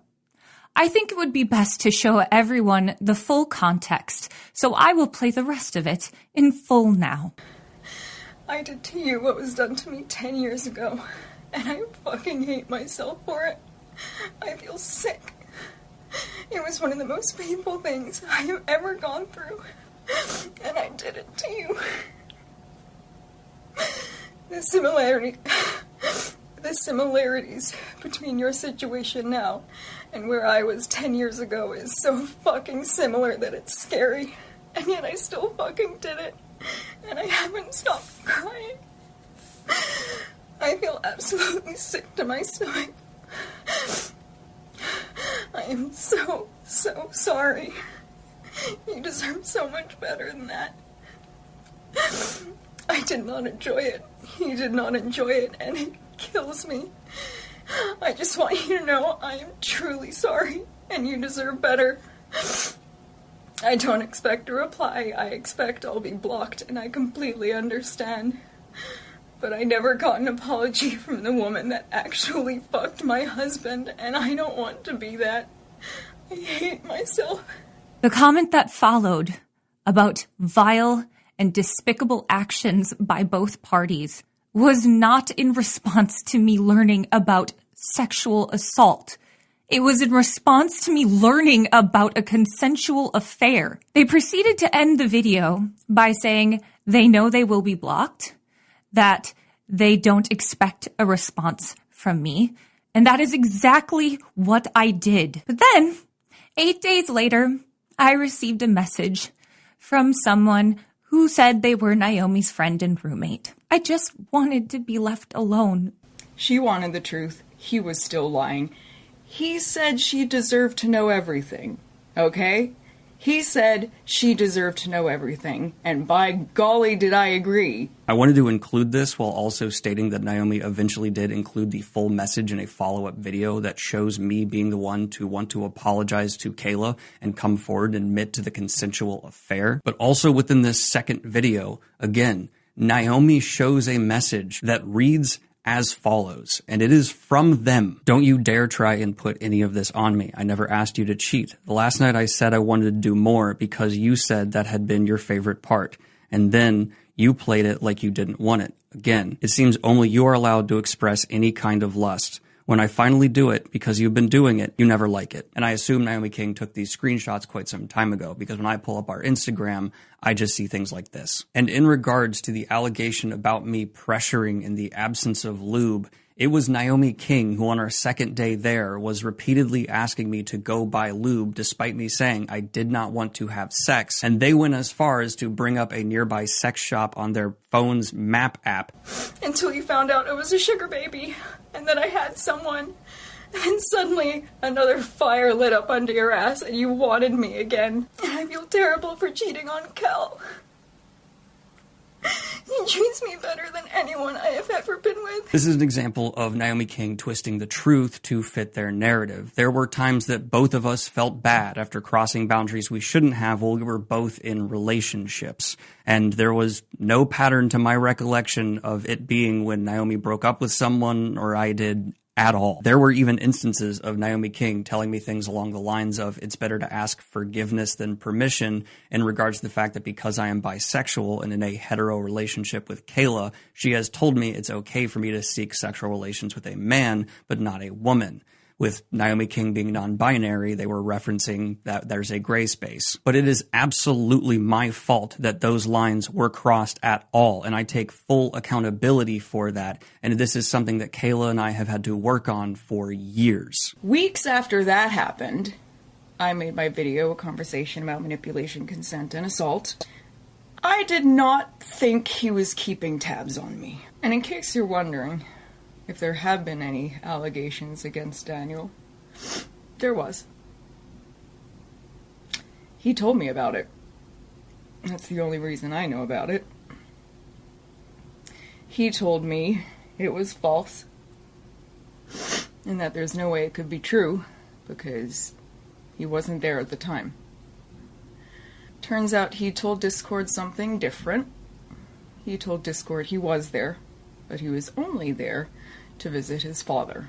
I fully admit, at the time, I had no idea who was making those allegations, and I had an instinctual response to just say no, absolutely could not be anybody. I only visited my dad for a few weeks that summer in Nashville before going off to study abroad in Ireland. I had been on a couple of Tinder dates while I was visiting my dad, but obviously none of those dates aligned with what was being alleged in these posts at all. But I did not know for sure who this person was until I worked with my lawyer when I sent off my cease and desist, and they were able to find out it was Madison, a person whose full name I will not say here because after I sent my cease and desist, they did delete their posts. At that point, I filed a police report against Madison as well. One of the reasons I didn't suspect Madison was the one to make these accusations was, one, it did not align with our encounter in Nashville at all. And in addition to that, after I got back from studying abroad in Ireland, Madison came to visit me in Virginia on their way to Florida,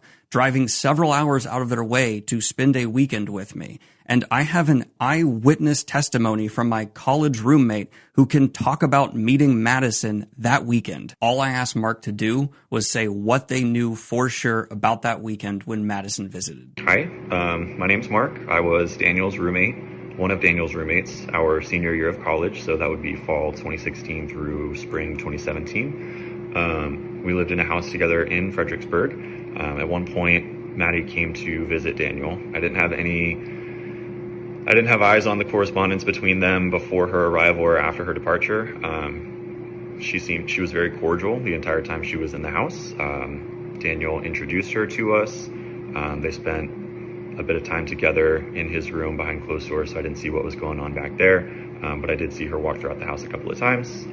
She didn't communicate to me that she was there against her will or any intent to leave or desire to leave or anything like that. So, yeah. And on a final note regarding Madison, they have had a pattern of appearing when I specifically either hit milestones on the channel or release a book. When I first heard about someone making accusations about me, it is when I hit 100,000 subscribers. They then followed up with another post when I released my book, Breach of Peace. And with what the last video was here on the channel, I can't help but feel like it's still a thing. We got back to the hotel. I went to the pool. He stayed in the hotel room for hours. This was another lie from Naomi. I wasn't sure if I should take the time to disprove here in the video, but I think it's important to display a pattern of dishonest behavior from Naomi. We went out on excursions the entire time we were in Las Vegas, including going to a otherworld universe grocery store experience art house that is available in Las Vegas. Here is a receipt for me making purchases at the gift shop there for Naomi and myself. On that first full day, though, I also spent many hours with Naomi by the pool, giving my thoughts on a short story they had given me about a polyamorous rock band. And then I want to finally end this section of the video by giving context to the clip you saw at the beginning, which was from the personal individual one Naomi King sent me after I had blocked them on several platforms. I wish I could take it all back. I wish I could take it all fucking back. It was not worth losing what we had. It was not worth putting Kayla through all this fucking torture. It wasn't even slightly worth it. I wish I'd said no. I wish you'd never gone to Vegas. I feel so fucking guilty because of what I did. Because of what I did to Kayla. I fully believe both Naomi King and I, by the end of the weekend, regretted our actions. But even in the message that Naomi King redacted and showed you on screen, I was the one who demanded we confess, who came to Kayla and told the truth. Naomi, we both had regrets that weekend, and we both felt terrible when we were leaving. But I'm not accusing you of assaulting me. And admittedly, I am only showing clips from these full videos to demonstrate how Naomi King has decided, after time has gone on, to greater distort the truth to make me look worse about a situation we both regretted at the time. And then you can see all of this come to a head in the video that made me contact legal counsel, and you will see why when Naomi King gave these thoughts. I'm just going to use men and women as an example. You can swap the genders and not all men. But I'm just going to, just for example. There's a lot of men, not all, that will date and say things that basically make the person they're dating feel as though, okay, they are looking for long-term, this is something that they're going for. Eventually they reach a point where they're like, okay, yep, I will sleep with this person. That person, woman in this situation, she is consenting to an intimate experience with someone that she has trusted and is getting to know and wants to be with her in the long term and has essentially made her feel that way emotionally. And then a lot of the times they'll fuck and then the guy will be like, alright, peace. That's assault. And then, if the woman is like, well, okay, fuck. Now I feel completely used, I feel completely violated, especially when it comes to the things of, you thought you were going to have some kind of sex, and then he did something that you didn't fucking want, but then the police are like, but you consented to it, now you're just regretting it afterwards. What do you think? In this 2023 video, Naomi King also accuses me of trying to use them as a therapist for 3 years in an attempt to get them in bed. I was not the one wanting to buy lube and escalate things. I want to iterate that again here and prove Naomi King was the one pressuring me to go further. Then in the same video, they apply this to Madison, who I only knew for a summer meeting on a few dates in 2016 and only saw one final time after getting back from studying abroad in Ireland and not being in contact with them that I can recall much at, if all, while there. This narrative about me being some emotional manipulator is just outright false, and I can say just did not happen. In our relationship, I did talk to Naomi about a lot of personal things, but I certainly told them many things about myself that Madison never knew, and Madison and I only saw each other a few times and did not text that much in between. It has also been brought to my attention that Naomi King, in their second video posted Saturday, also admitted to writing 3 songs about me before our trip to Las Vegas that include lyrics like, you're all I want 'cause I can't have you. You're all I want 'cause you found someone new. You're all I want, now I've got no one. And you can't blame me if I feel to some extent it's not cheating if we never change the way we've been. Baby, if I come and take your hand, there's a part of me that doesn't care if she's your girlfriend. Before finally, maybe I'm being mean, I guess I am, but you love it, don't you? We both have that darkness, and if you think about it, you're her man, only because I didn't say yes back then. All that did happen that weekend was a consensual affair that I do believe both Naomi King and I feel horrible about. And I have 2 final things I want to say here, and one of them is in response to my last video. In my last video, I certainly came across lawyered up. And yes, I absolutely am. If someone comes after you, your loved one's career, and tries to destroy your life, hire a lawyer. It is not an admittance of guilt.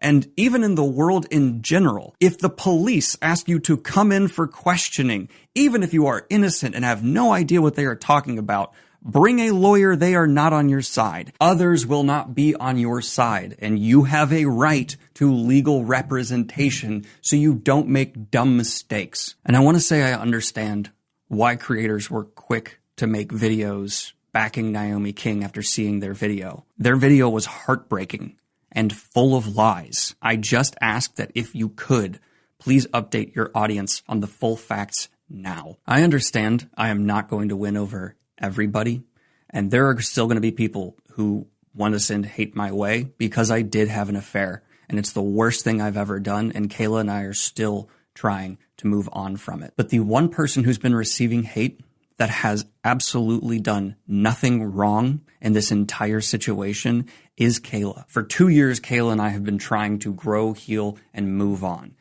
And this has made it a lot harder. I'm going to keep this very short. Yes, 2 years ago, Daniel had an affair while we were dating. But let me be clear. I love Daniel, and he has put in hard work and years of therapy and has proven to me that he is the person that I want to spend my life with. Yes, he is imperfect, but he is also my best friend, my business partner, the love of my life, and he has earned back my trust. It's the reason why I agreed to marry him when he proposed to me in September. And I have been there for him through all this, just as he's been there for me. But please try to remember that I am also a person. I have seen the videos and the comments dissecting and placing judgment on my choice to stay with Daniel. I have lost friends over this, some who are unwilling or unable to stay in my life. And reliving this under a microscope, under the public eye, has been humiliating, traumatizing, and incredibly isolating. So all I ask for right now is just kindness and support. In addition to that, many people I know for sure have been sending Naomi King's video to authors I've interviewed or sponsors that I've had, and the damage of that is going to take a long time to recover from. I don't know when it'll become okay to post regular content on the channel again here moving forward, but thank you for watching. More soon. The same day, Daniel's publisher, Wraithmarked Creative, issued a supporting and explanatory statement on Patreon, Twitter, Reddit, Threads, and Facebook. Early this morning, Naomi King posted a third video in regard to the allegations she leveled against Daniel Greene last week. It is not as difficult to watch as the other two she posted, and is much shorter. so I recommend reviewing it when you have the opportunity. Just an hour or two ago, as of this statement, Daniel and Kayla also posted a response video, extrapolating on their side of the story in much greater detail. Regrettably, the first two videos posted by Naomi King have been taken down, but they can still be found if you search Reddit and other places. I have been carefully watching the situation unfold. I have watched all of Naomi's videos. I have watched all of Daniel's and Daniel and Kayla's videos. I have come to a personal conclusion that I think most of you will feel is fairly obvious. It is apparent to anyone paying attention that Naomi has, at best, been withholding information and providing partial truths that make the straightforward accusations she put out in her first video infinitely more nuanced, and has, at worst, put out a story that is functionally entirely fictitious. With each passing day, it seems more and more to be the latter. While Naomi's accusations currently seem, in my opinion, to be rapidly unraveling, we stand as firmly by the belief that accusers should be heard and respected, as we do that the accused have the right to tell their side of the story and have the opportunity to show themselves innocent. Sexual assault is a toxic issue in many creative industries, and too often abuse is left unreported because people are scared to come forward. As of now, that is where we are going to be leaving all this. There may be more conversation to be had regarding other aspects of this situation that have come to light over the last week. But moving forward, Wraithmarked will be dismissing Naomi's accusations from consideration regarding any action we take in the future unless something changes very unexpectedly. Thank you to the incredible number of you who have been supportive as we have navigated this minefield. Thank you to all of you who worked to help Kayla in particular recover from this, whether that be a simple comment of support on her most recent video or continuing to follow Daniel and the videos and content they hopefully continue to put out together in the future. Bryce O'Connor, CEO, Wraithmarked Creative, LLC. The same day, Naomi continued to escalate in another allegation against Daniel Greene. Hey guys, a couple days after I posted the cease and desist video, I was contacted by somebody who claims that they also had similar experiences with Daniel Greene. Again, this is just an allegation. I'm not saying that it is true. She wants to remain completely anonymous by name and face. However, she is okay with me sharing her voice. Again, this is just an allegation. I am not saying that it's true, but somebody reached out and she wanted to share her story. So I will be putting some audio from our chat in here, and I've dictated all this stuff onto the screen if you wanted to, hear somebody else's experience with him in the past. We went to UMW college together. We were both in the same year. This was 2013, and we both graduated 2017. We started hooking up, and we were kind of in the same, friends group, friends with benefits thing, adjacent circles. This was sophomore year, so it was early fall when we started hooking up. So yeah, when the first time we were just in my dorm room, we'd never talked about sex or hooking up or anything before. And yeah, he just grabbed me and like you were saying in your video, he did the same thing, the very aggressive tongue action and mouth. Yep. So I remember at the time I was really surprised by it, but I was like, okay, I did want to have sex, so fine, whatever. But it was surprising. When we had sex, he choked me and bit me really hard without my permission, which I wasn't okay with. Yeah. After the sex ended, he asked me, he's like, is there anything that you want different for next time? Was there anything that you weren't okay with? It was this whole thing, I really prioritize communication and we need to be on the same page. And I was like, wow, actually, thank you so much for asking. The choking and biting, I wasn't okay with. And the next time we had sex, he choked me and bit me again. Of course. Yeah, and so, I was 19, so in the moment I was like, okay, fine, this isn't worth bringing up again, it's gonna be ignored. There was one time where I was hungover. I think in general, he just, anytime someone told him no, it was always, oh, well, it was a challenge. Yeah, I was like, I have a hangover, I'm not really feeling up to it. He'd wheedle, oh, I'd be so good, I can be so good with a hangover, blah, blah, blah, blah, blah. There was one time in the winter that I was at, he was, I believe, living in Silver Spring, Maryland. This would have been winter 2014 or maybe early 2015. And I was at Ultra Bar in DC. I don't know if you're familiar with it. It's like one of the few clubs where you can get into under 21. My ride, like, ditched me, the person that I was with, and I called him and I asked him if he could pick me up, and he did, which I did appreciate. But then when he was driving me back to my house, he pressured me into giving him roadhead to wake him up on the drive. I was in a relationship. I didn't really feel good about it, but I didn't really feel like I could say no, because I was like, you are going out of your way for me. Yeah, wow. He pulled over to the side of the road, and he got like a really intense expression on his face and asked if I was on birth control. And I was like, no, like, I'm not. And I think otherwise he would have come inside of me, but as it was, he just jerked off onto me. Definitely, I was like watching your video, and I was talking to my friend too, and because my friend, she's like, I told her about some of the stuff before, and she's like, yeah, like, it seems like there's a lot of patterns happening here. Let's see, I broke up with that boyfriend, short relationship, but I was like, I don't want to have sex with anyone. He kept pressuring for sex. There was one point, he was just really pressuring, and I was like, okay, fine. Like, as an alternative, I let him spank me and use a vibrator on me, and he used it so hard I bled. What the fuck? Which was, which has never happened before or since. It was not a big vibrator. Oh my god. But that was unpleasant. Holy shit. And when I got into another relationship, this is towards the end of sophomore year, he was pressuring me to make out with my female friend. And, like, this is, I feel like, you know, this, like, he kept pressuring me to make out with my female friend. And I was like, I'm in a relationship. I'm not going to do it. Not this time. And when I kept saying no, he eventually was, like, pointed to me and was like, that's what I love so much about like, she's so loyal. Like, I respect this so much about her. As if he hadn't been, you know, spending the last 5 minutes trying to peer pressure me into cheating on my boyfriend. That's so annoying. So, it's like an unattainability thing. Like, as soon as you pull back more, it's, oh, I need this, I have to get it. Also, for me, he would not shut up about the time that he worked in a women's shelter for a summer. Like, I don't know if he still was mentioning that, but it was like every single time, even my friends were like, good God, this guy, like, we get it, he worked in a women's shelter. He was like, oh, you know, these poor women, I just felt for their experiences, and yada, yada, yada. It was terrible. He told me once, too, because, you know, he has this whole, like, oh, like, I'm really woke, and I care, and I'm progressive, and I'm an ally.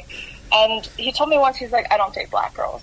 Like, black girls aren't my type. Just straight up said that. Like, okay. you didn't have to say that. Like, that's an inside thought to have. I don't know. He first slid to my DMs over Black Lives Matter. Oh, yeah, no, that checks out, honestly. Yeah. Black Lives Matter, just, you know, not unless, you know, they're black women that seem interested in him. The Ultra Bar one is maybe the most specific, but I'm sure he's pressured plenty of women into roadhead, too, so, you know. For the roadhead, does that mean, like, he got you to do it while he was driving, or he just stopped on the side of the road and made you do it? No, while he was driving, and then he wanted to finish, so he stopped by the side of the road, which is, like, I don't do that crap. It's deeply unsafe. Yeah. But, you know, it is what it is.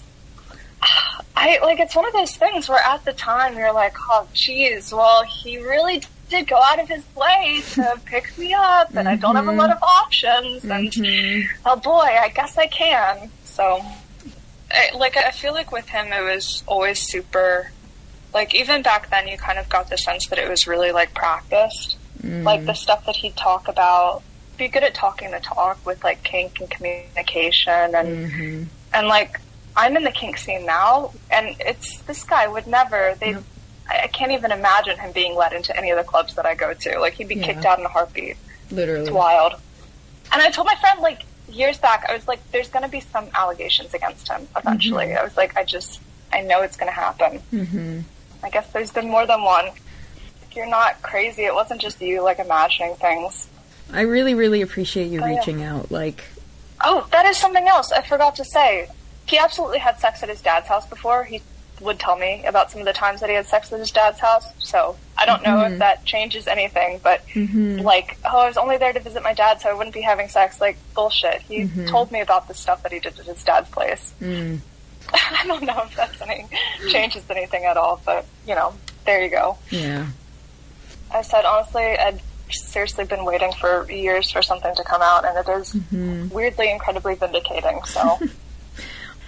After Naomi's and Daniel's videos flew back and forth on the 17th of February, the online press picked up the developing story. Reporting, analysis, and commentary appeared in many articles, podcasts, and videos. This article on BoredPanda summarizes Naomi King's sexual assault accusation versus Daniel Greene's defense as of February 19th. Shameful BookTube Crisis Deepens as S.A. Accuser Unknowingly Confirms Consent by Michelle Tian and Lay R.V. on February 19th, 2025. YouTuber Naomi King accused well-known booktuber and internet personality Daniel Greene for misconduct and sexual assault, but it turns out these claims aren't as true as many of her supporters believed. The 31-year-old first posted an emotional 34-minute-long video on her channel a little over a week ago, one that's since been archived. She went into the details of her relationship with Greene, from the moment they met to the alleged incident that permanently changed their dynamic. Naomi King accused Daniel Greene of sexual assault, which sparked major uproar. King later backtracked on her claims, admitting the encounter was consensual. The book community, who was initially against Greene, turned on King. 2 years ago, YouTuber Daniel Greene threatened to wipe me off social media. So if I disappear, you'll know who did it, she began.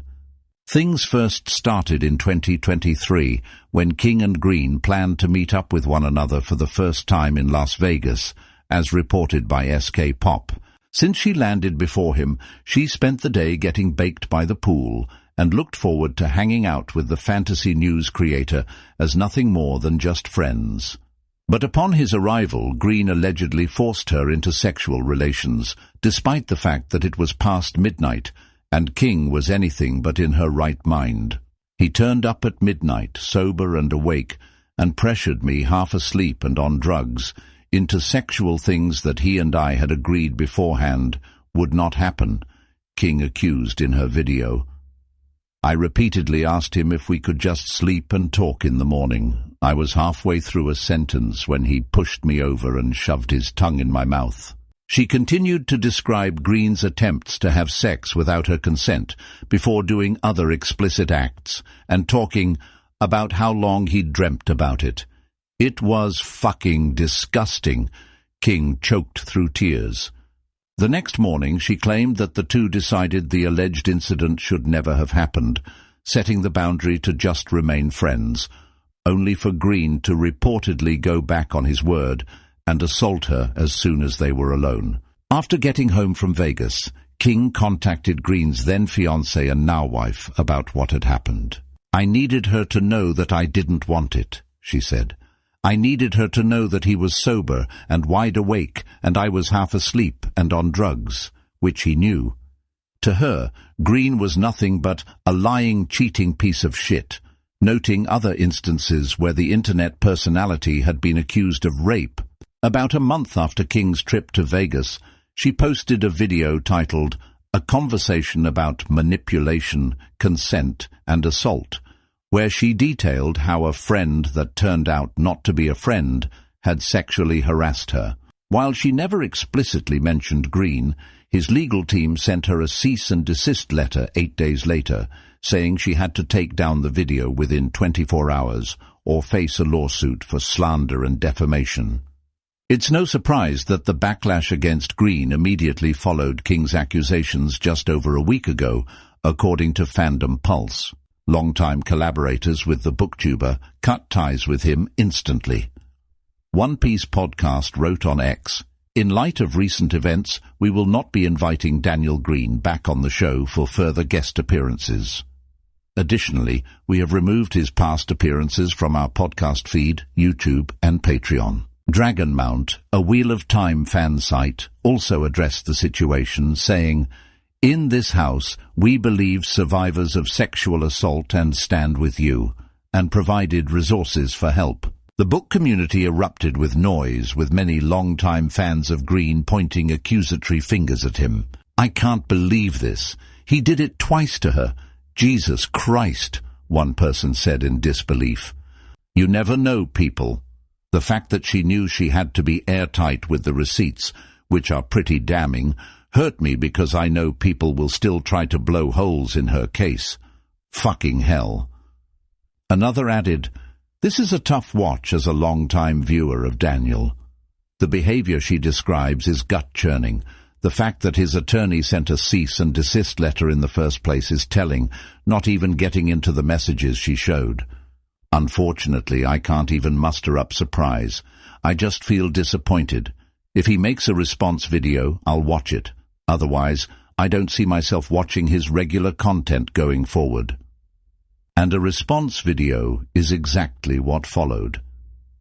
On February 13th, Greene broke his silence and came forward with a minute-long story of what happened between him and King from his point of view.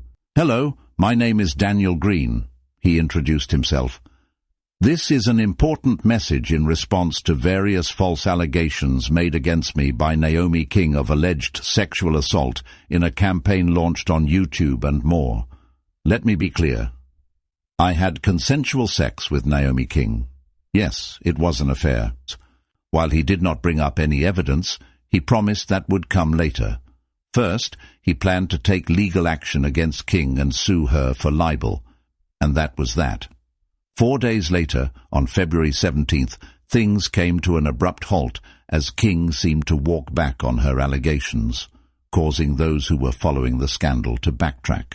After mocking Greene for his scripted statement, King explained that she was a sugar baby, meaning she provided the girlfriend experience to men without commitment in exchange for money. Contrary to what she said beforehand, King stated that the two reportedly took the drugs together while in Vegas before sleeping with one another, admitting that she undressed in front of him because she always sleeps naked. Greene was apparently coming off really fucking strong and discussed money before King agreed. "I could do that. I will acknowledge that I did not fight him off," she said, which was a complete 180 from the claims she had made in her video on February 11th. She apologized to any victims or survivors of sexual assault for trivializing the issue, but did not offer any sort of sentimental statement towards Greene. The booktuber soon recognized how the tables had turned and clarified two things on the same day. Yes, he cheated on his then-fiancée. No, he did not sexually assault King because the sex they had was 100% consensual.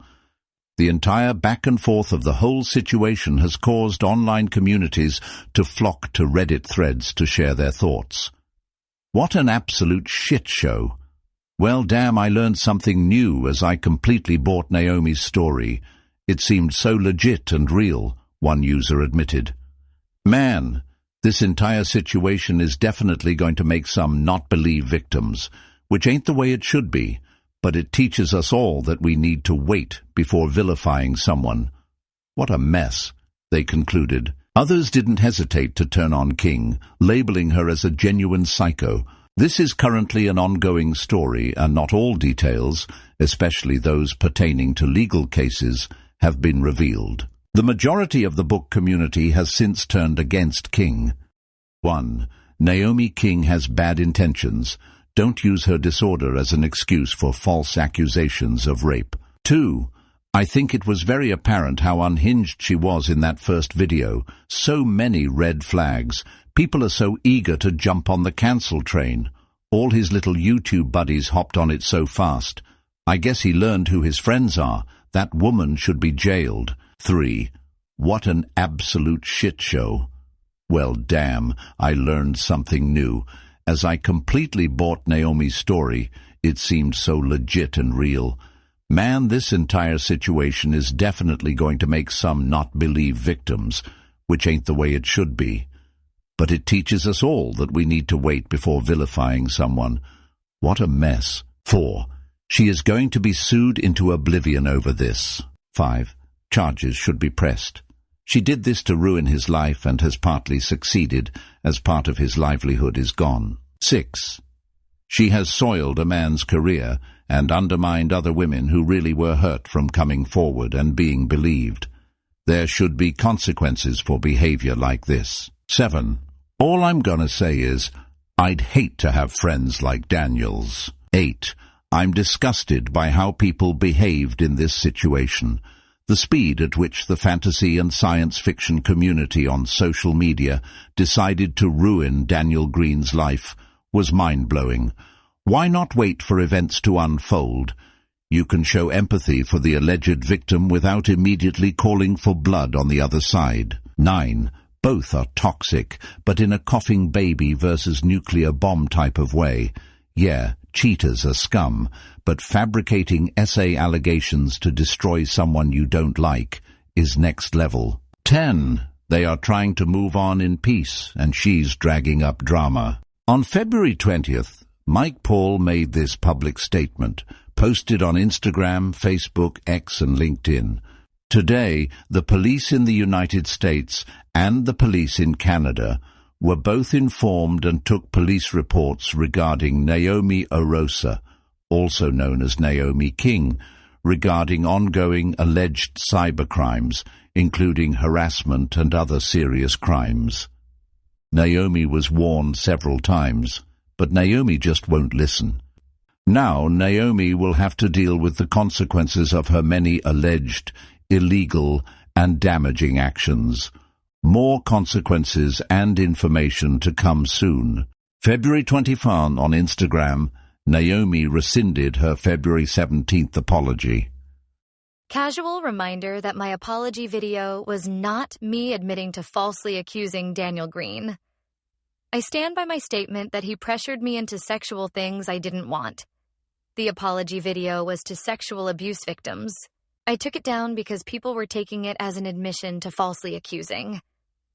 I'll be explaining myself whether you like it or not, but it's taking time to put together. I am not rescinding that he did sexual things to me without my consent. February 22nd, Daniel expanded his rebuttal in Proving Naomi King's Malicious Intent, which gathered 170,000 views and 1,700 comments. We have received information from someone in communication with Naomi King that they are not done.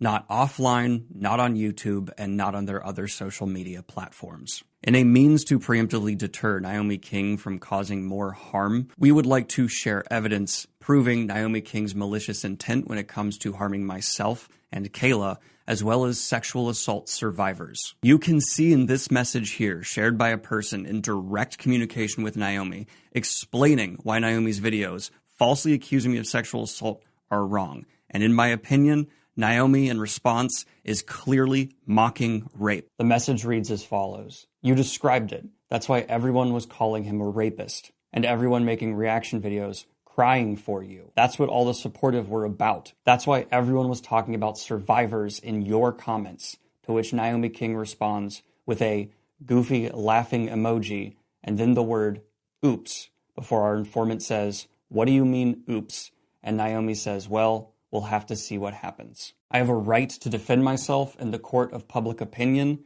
and law." We are sharing this evidence not just because it has to do with me, but because unfortunately there are viewers of this channel who have been victims of rape or sexual assault themselves and who are affected by Naomi King's video. And here you can see Naomi King making light of their experience of sexual assault and rape and mocking them. This is not funny.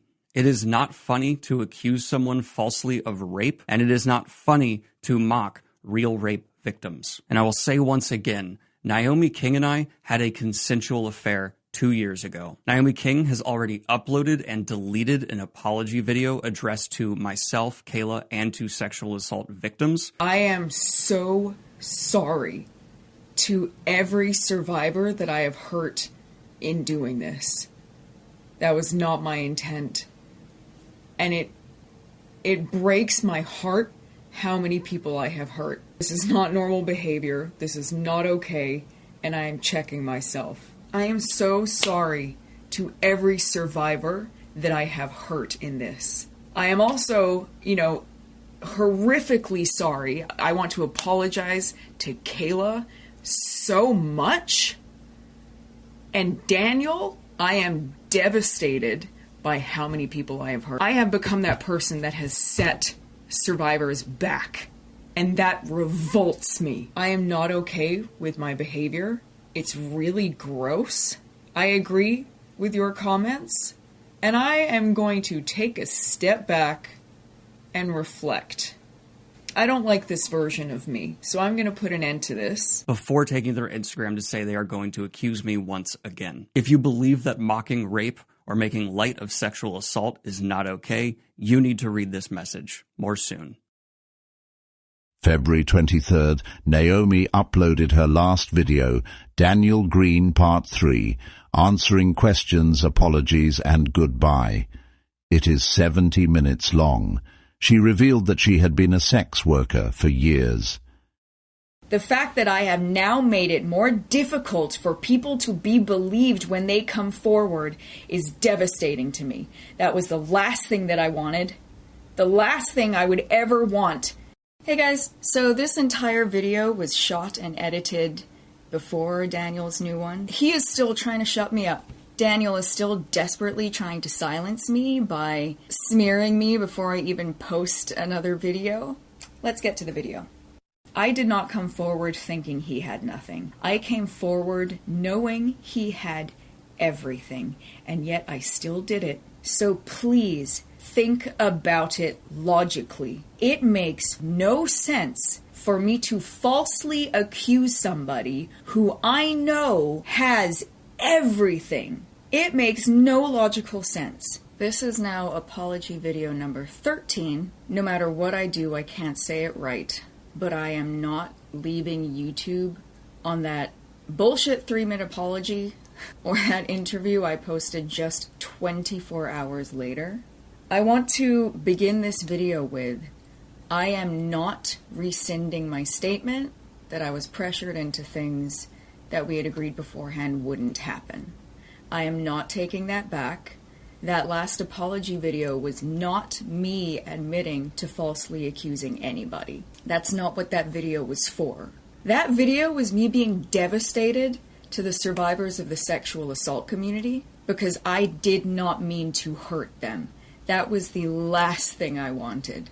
When I made that first video, I genuinely thought that I was going to be protecting people from getting hurt. I thought I was doing a good thing. There's lots of things I'm going to try to cover here before I disappear, but I'm not leaving people with all these questions and things being left up. And for the people who don't want to listen to all the fluff, I'm going to get to the exact questions that people want to know.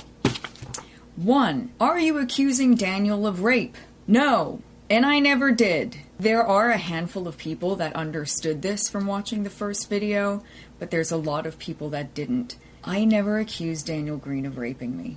Not once. If you watch that video from beginning to end, even though it's not up anymore, I never once said Daniel Greene raped me. I never once said Daniel Greene assaulted me. I did not use those words. When I made that video, I was very, very, very careful to only ever refer to what he did to me as pressuring me into things. But I realized because from how overrun I was with my emotions and how much of that trauma I was reliving in that moment telling the story, it really, really came off as stronger than what I had been intending. Like, I did not mean for that video to be a rape accusation. I did not mean for that video to blow up and have people calling him a rapist and sending that video to the people he works with. I did not want any of that, and I did not think that any of that was going to happen. Genuinely. I thought his fans would be more critical of me. I thought they would not jump ship as quickly as they did.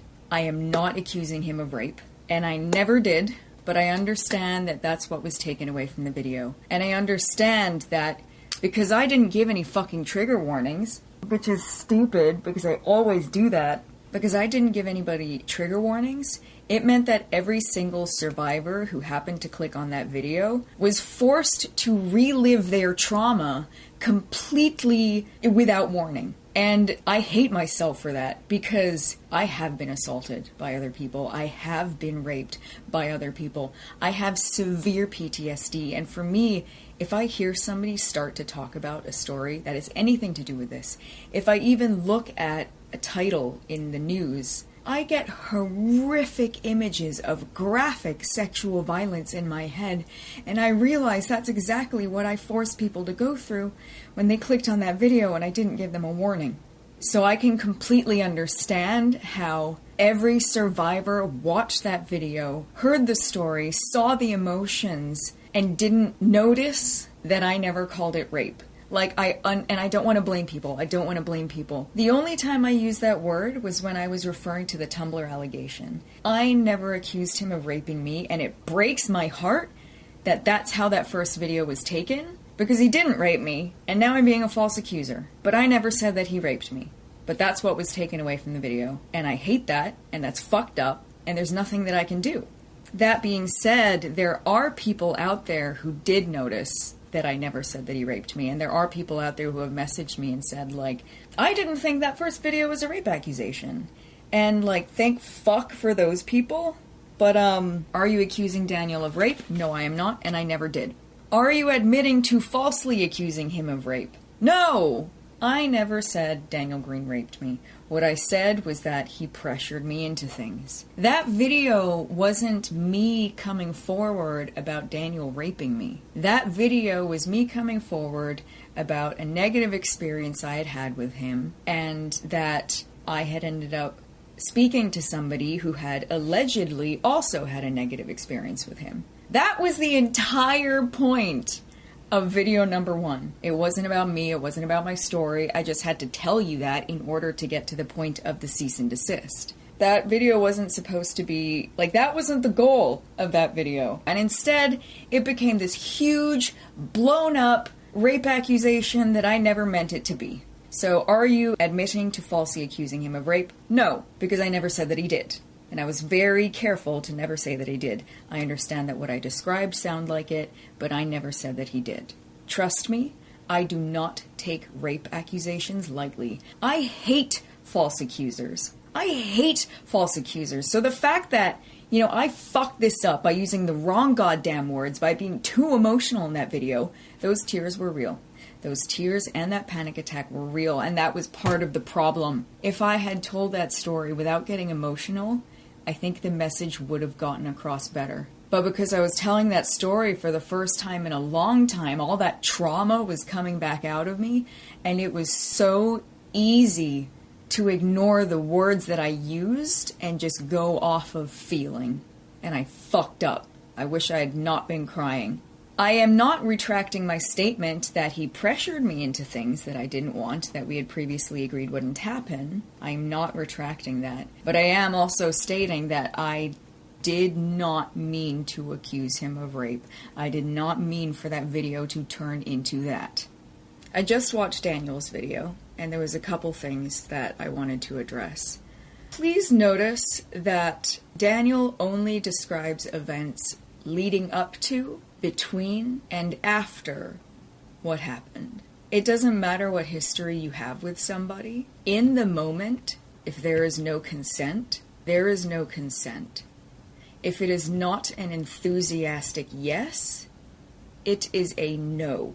I am going to try to do this in chronological order. Chronological order, Daniel mentioned that I mentioned that he used me as a therapist to try to get me in bed. That's not at all what I said. That is not at all what I said. I just said that I was basically his therapist. That's about it. That was separate. I just kind of become people's therapists when I am their friend. I never said that he was doing that to try to get me in bed. 2, the songs that I wrote. I know people think it's a big deal that I wrote songs, but it's not. I have written hundreds of songs. Hundreds. I have released over 20 albums. For me personally, writing 3 songs is nothing. When it comes to the people that I've actually had feelings for over the years, they get albums. Like, my ex-husband got like 3 albums to himself. I could literally write you a song about taking a shit. For me, writing music, writing songs, it's just my way of getting my thoughts out. And there is one song that he did not focus on. So I wrote 3, and there was a specific order. The first one, because I Can't Have You, that one is very dramatic because all of my dramatic feelings needed to go into one place. This is how I deal with my feelings, letters, writing, whatever.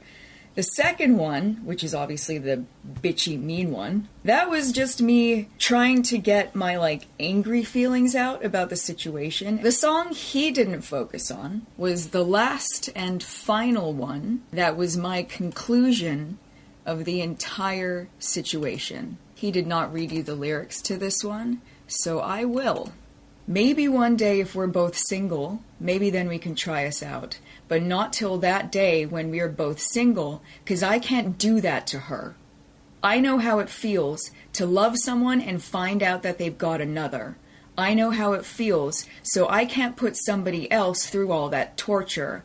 I know how it feels. No matter how I long to let you in, I'm stronger. So this is it right here.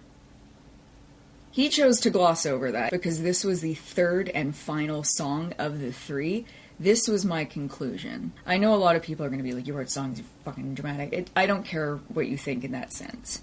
One was mushy, one was bitchy, and one concluded the story, and that is very clear in the third and final song that he chose not to focus on. All 3 of these songs were written in 2022. This was almost an entire year before the 2 of us hung out in Vegas. I had a lot of people on part 2 saying things like, you know, if you were really that high, how do you remember these moments? If you were really traumatized, then why do you remember, like, those specific moments so well? And the answer is, how could I forget? The moments he was taking from me what I didn't want to give are the moments that have been burned into the back of my mind. Those are the moments that have just been ingrained in my fucking skull. So what happened between those events is a blur. Like, night 1, I remember I told you that I was like super groggy, half asleep. I got up and let him in my jumper. He commented on how high I was. I gave him half an edible and then I got back in bed. That is what I remember, like, distinctly. He claims I met him in the lobby, which I have zero recollection of. Like, honestly, I have zero recollection of going down to the lobby.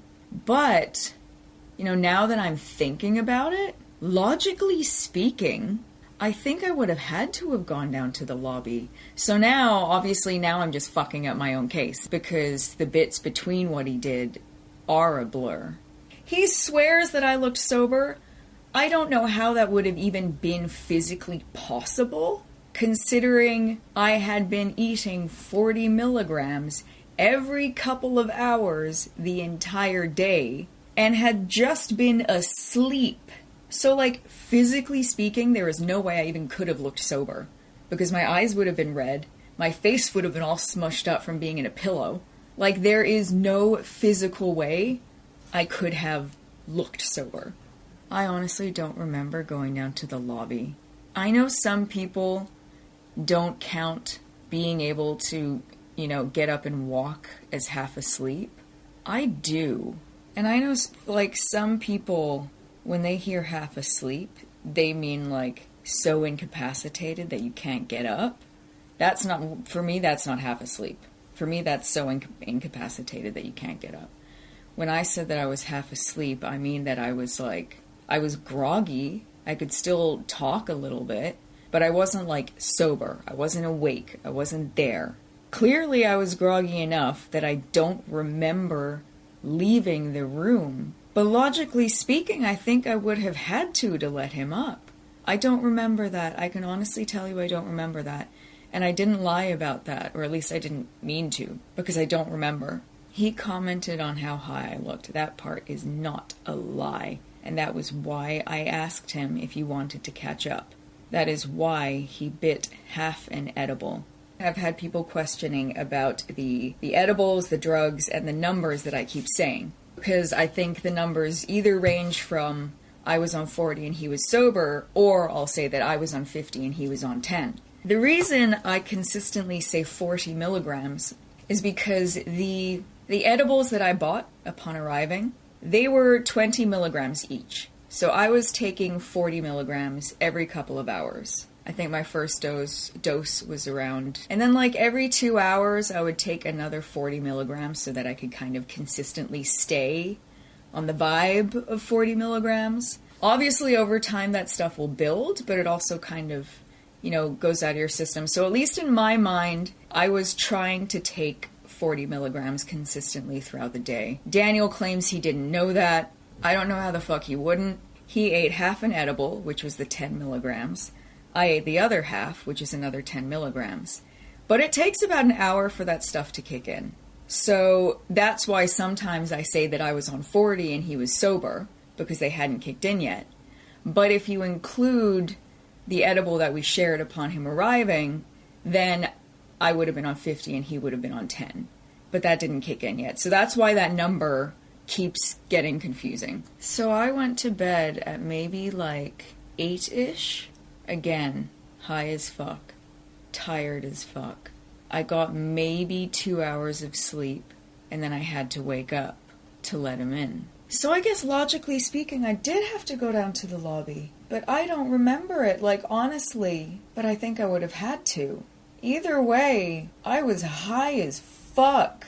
The parts that are ingrained in my mind are the parts that I didn't want. Like that is what I remember for my 3 days there. Like on day 2, I was with my tattoo artist for like 6 hours. And still, that part of the day is just a blur to me. The part that I remember, the part that's distinct in my brain from day 2 was the moment he started pressuring me again. Leading up until the moment that he came again. Like that is what is ingrained in my mind. That is why I can tell you exactly what happened on night 1 during when he was doing that, and day 2 during when he was doing that. Like the moments between, I remember, but now I feel like in the blur, there's some moments that like were garbled. And like for me, this just solidifies how high and groggy I was in my memory. I know for some people, hearing that is now like, oh, you were sober enough to get up. But I'm kind of like, I wasn't sober enough to fucking remember. And I know that like the setup and the history and all that. But the reality about consent is like, it doesn't matter what history you have. If in the moment you are not obtaining consent, you do not have consent. Like, I remember getting back in bed and dozing off. I remember him climbing into bed, and he went from being in friend mode to having that predatory look in his eyes. I remember in bed the energy that was just coming off of him in waves. That was why I turned away from him, and that was why I put my arm between us to try to create a barrier. I remember he was saying things like, come on, we came all this way. Can we at least try something? You know, what's the difference between this and you being with your partner? Because I kept telling him, like, dude, you're in a relationship, you're in a relationship. And he kept bringing up the fact that, you know, my sugar daddy at that time was attached. He just kept bringing that up. And I remember I kept trying to explain to him that I know other people don't see the situation as different, but I do. Because, like, Senor Married Man, he was a sugar daddy that paid to be on that website. It cost like $100, if not more, for a guy to be on that website. He's nearing 50. He was messaging multiple sugar babies. If it wasn't me, it was going to be somebody else. Was in a loveless marriage. His wife hadn't touched him in over a decade. He had been cheating for 15 years, and his first affair lasted 10 years. At home, he didn't get love or kisses or cuddles or sex. He did tell me he was separated when we met, but I did figure out he was not as separated as he said he was a couple months later. And I will hold myself accountable for the fact that I did continue to see him for a couple months after I found out. But yeah, Daniel knew that the person I was seeing was attached, and he kept using that. He kept saying, like, oh, what's the difference? You're already seeing somebody that's in a relationship. Like, how is this any different? How is this any different? Like, come on, let's just try. We traveled all this way. And I explained to Daniel it was completely different because you're only 2 years into your relationship and you do have love. And your partner does kiss you and cuddle you and fuck you. Like this, it's different. You're young. You just entered your relationship. I traveled all this way. Why can't we try something? Can we just like try a little bit? Can we try just like the tip? So I turned onto my stomach to turn away from him, putting an arm between us to create a barrier, to try to talk about things, to try to maybe be a part of the conversation. Because he was really pushing for like an arrangement, I decided to switch over to sugar baby mode. And I was like, if this man wants to talk about an arrangement, I'm going to interview him the way that I interview people. I have certain requirements right off the get-go, and if you don't meet them, it's a hard no. I was going to ask him those questions and then give him a hard no because he didn't qualify. My first requirement is that you have to live in Vancouver. You have to live in Vancouver. I don't do long distance or like casual or like I'm occasionally going to see you. You have to live in Vancouver. I don't even date people from Seattle. I don't even date people from Whistler. If you're not in Vancouver, it's a no. So that was the first question that he would have failed. The second thing is, I do not do casual or short-term arrangements. I do not do one-off. For me, I only do stable, long-term arrangements where I'm going to see the person at least twice a month. That is another point he would have failed. But here's the thing. I didn't even get to ask a question. I turned away from him. I put my arm between us to create a barrier. I told him I had questions to ask him. He threw a number at me. I said I could do that, expecting more of a conversation, and then he pushed me over and put his tongue in my mouth. Now, I know to some people I could do that is verbal consent, but to me it isn't. To me it is not. Could is a maybe. Could is a possibly. Like, imagine if you were walking through the woods with a friend and you saw this cliff overlooking the water, and you were like, you want to jump into the water? And if your friend was like, I mean, I could do that. Would you push them off the cliff? Would you push them off the cliff? Or I could do that. Is that a maybe? Is that a possibly? That's not a yes. I could do that is not a yes. I wouldn't push them off the fucking cliff. He pushed me over and shoved his tongue in my mouth. I didn't even get to ask him one question when I had established to him that I had questions to ask. Maybe there's people out there who think it isn't traumatizing to have one of your best friends repeatedly try to stick their penis in you while you're actively pushing him away, actively pushing his dick away from between your legs, saying on repeat, I'm not having sex without lube, I'm not having sex without lube, I'm not having sex without lube, I'm not having sex without lube. What part of that sounds consensual?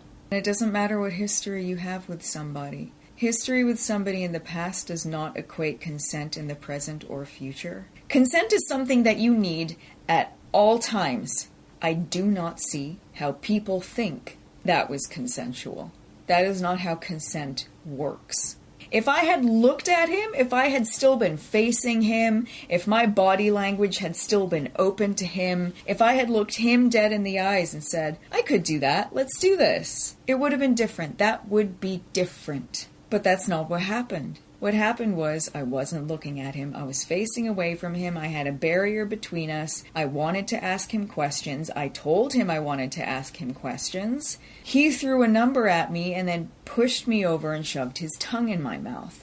And I need you to remember, he promised me that he wanted to give me that money as a friend. He promised me beforehand he was going to spoil me as a friend. He didn't pay me for sex. He did not pay me for sexual things. He promised that money was as friends, and then he took advantage of the situation. I didn't want it, and I tried to talk him out of it. It didn't start because we leaned in for a kiss. It didn't start by sexy looks and gentle touching. It started because he pushed me over, shoved his tongue in my mouth, and climbed on top of me. That's not consent. Everything he did was just like him doing it, and it was all very quick. And then he tried sticking it in me, and because I kept shoving his dick away from me. And then he came, and then I yelled at him to bring me a towel, and then I wiped his cum off, and I passed out. The following morning, he told me he had been puking and crying all night, promised me it was never going to happen again. We went for breakfast at Truth and Tonic in the Venetian Hotel.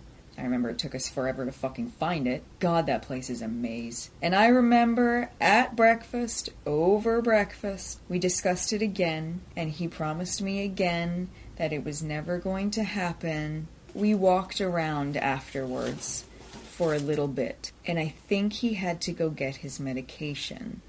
So he mentioned that I mentioned lube, because as I mentioned before, you know, I'm not having sex without lube, I'm not having sex without lube, I'm not having sex without lube. In order for me to enjoy anything remotely sexual, I need lube because of my medical conditions. I have idiopathic hypogonadotropic hypogonadism, and that makes any kind of vaginal anything, it can be quite painful. I cannot self-lubricate, I cannot stretch.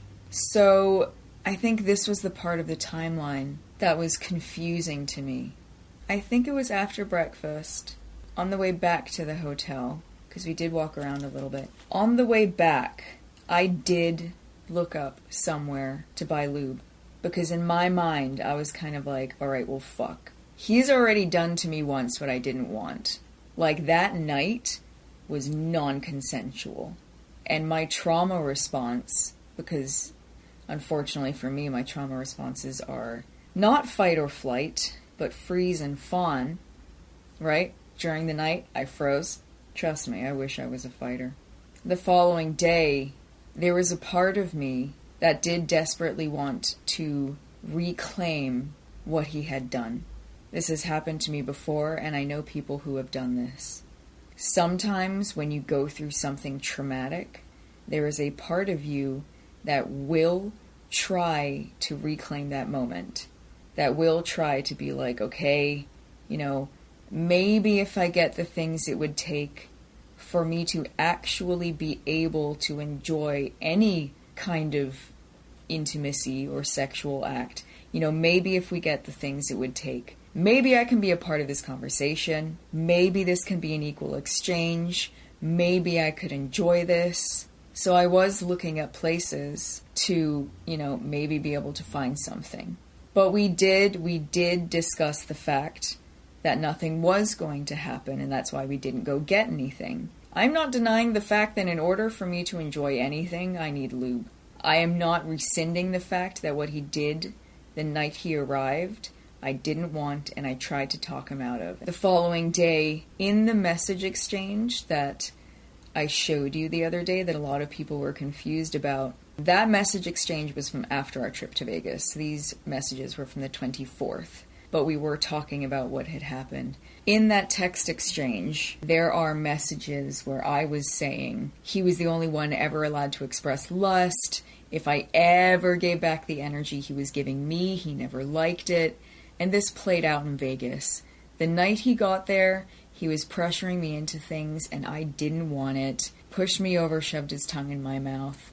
I repeatedly rejected his attempts for sex. I did not want that. The next morning, we agreed it wasn't going to happen, and it was fucking terrible, and we were just friends. It was something I looked at. It was something I glanced at, because I was trying to reclaim, but because he promised me it was never going to happen again, and he promised me that we were just friends, it was kind of like, okay, cool, sick. We never went in the direction of the shop. So, like, first thing in the morning, at breakfast, and when we were walking around, he agreed that we were just friends, and that was something we explicitly agreed. And then we went back to the hotel, and I went to the pool, and he stayed in the room. He denies staying in the room. He did stay in the room for like at least an hour, maybe more, because I remember sitting by the pool and thinking to myself, like, damn, he's been in there a while. He told me that he was like doing work or something, like he was talking to somebody on the phone or having a meeting. When he eventually came down to the pool, we hung out by the pool. and everything was fine, and everything was just as friends. And then when we went back up so I could change to go to my appointment, he went back on his word. He went from promising me it was never going to happen, and making me feel safe, and making me feel like he was telling the truth, and, you know, rejecting me suggesting getting something in which maybe it could be enjoyable. And then as soon as we were alone again, he went back on that. And I was like, we just talked about this. Also, like, you rejected me getting, like, the thing it would take for this experience to not suck for me. We just said in the morning over breakfast when we were walking around, but as soon as we got to that room, that switch happened, that look in his eyes. He went from being my friend to being someone who wanted to fucking come all over me. And I remember repeatedly trying to talk him out of it. And at that point, he was saying, well, what's the difference? We already did it once. What's the difference? He promised me it wasn't going to happen. Like, obviously, it was terrible the first time, and it was terrible the second time. But there was almost, like, this added thing of, like, when I was suggesting things, it was always a no. But whenever I was saying no, he was always pushing for it. And this was a recurring theme. You'll notice in that message I say, you know, it seems only you are allowed to express any kind of lust. When I do it because you've been doing it, you never like it. And that never is important. He never liked it if I gave back the energy he was giving me. Never. Anytime he was giving me that energy, if I ever reciprocated, I could tell he was instantly less turned on. And that played out in Vegas. Whenever he was pushing me for it, whenever I was rejecting him, that was when he wanted it. That was when he would take what he wanted. That was when he was using his excuses and pulling things out of his ass to try to talk me into things. He kept saying, what's the difference? I had an appointment to get to. I didn't want what he did. If you knew we were going to do this again, could you at least have let me be a part of the conversation? Let me go get the thing to actually make this okay? But instead, he always did it when I didn't want it. We're already here in Vegas. We might as well do it. We already did it once. We didn't do it once. He did it once. I had somewhere to fucking be, and he wasn't gonna leave it alone. That look in his eyes, I knew. I went into that room expecting to change and go get tattooed, and instead I walked into that room and one of my best friends immediately went back on his word. His word that he had been swearing for hours at this point. Only he was ever allowed to express lust. Only he was. If I ever gave it back, he didn't like it. And that tells you everything you need to know about what happened in Vegas. But every moment, he was pushing for it, and I was rejecting him, and I was trying to talk him out of it. That's when he was turned on. I wanted to reclaim what had happened, but he didn't let me. And then when we were alone, he redid what he had done the night before, all over again. I don't care what anybody says about the part of me looking into a place where I could maybe buy lube. I don't care what anybody has to say about that. That was my trauma response. That was me trying to reclaim what he had already taken. But again, we agreed we shouldn't. We agreed we were just friends. Only to have him go back on that as soon as we were alone. Come on, what's the difference? We already did it once. We're already here in Vegas. Come on, I'll be quick. We'll just do it quickly and then we'll go for your appointment. He was referring to the fact that he had already jerked off onto me once. That was what he wanted to do again. Daniel created the perfect situation in which he could take advantage of me. He said he wanted to take me on a friend trip and spoil me, and he promised it was a friend trip only to turn that around and use it on me later. And I feel like that was part of his plan. You know, the second you tell someone, oh, like he gave money, they're like, oh, okay, well, it's consent. That's not how consent works. In regards to the sugar babying thing, the way everybody approaches it is different. I am the kind of person that only ever has one arrangement going on at a time. There are some people who have like multiple sugar daddies. I only ever go one at a time because I'm an introvert and I dislike most people, and it's very hard for me to find people that I actually enjoy spending time with. The internet seems to have decided that the second you pay someone, you can do whatever you want to them. That is not true, because first of all, he told me he was going to give me that money as a friend, so it doesn't even count. Second of all, consent can be retracted at any time. Anytime. And just because you consent to one thing doesn't mean you consent to another.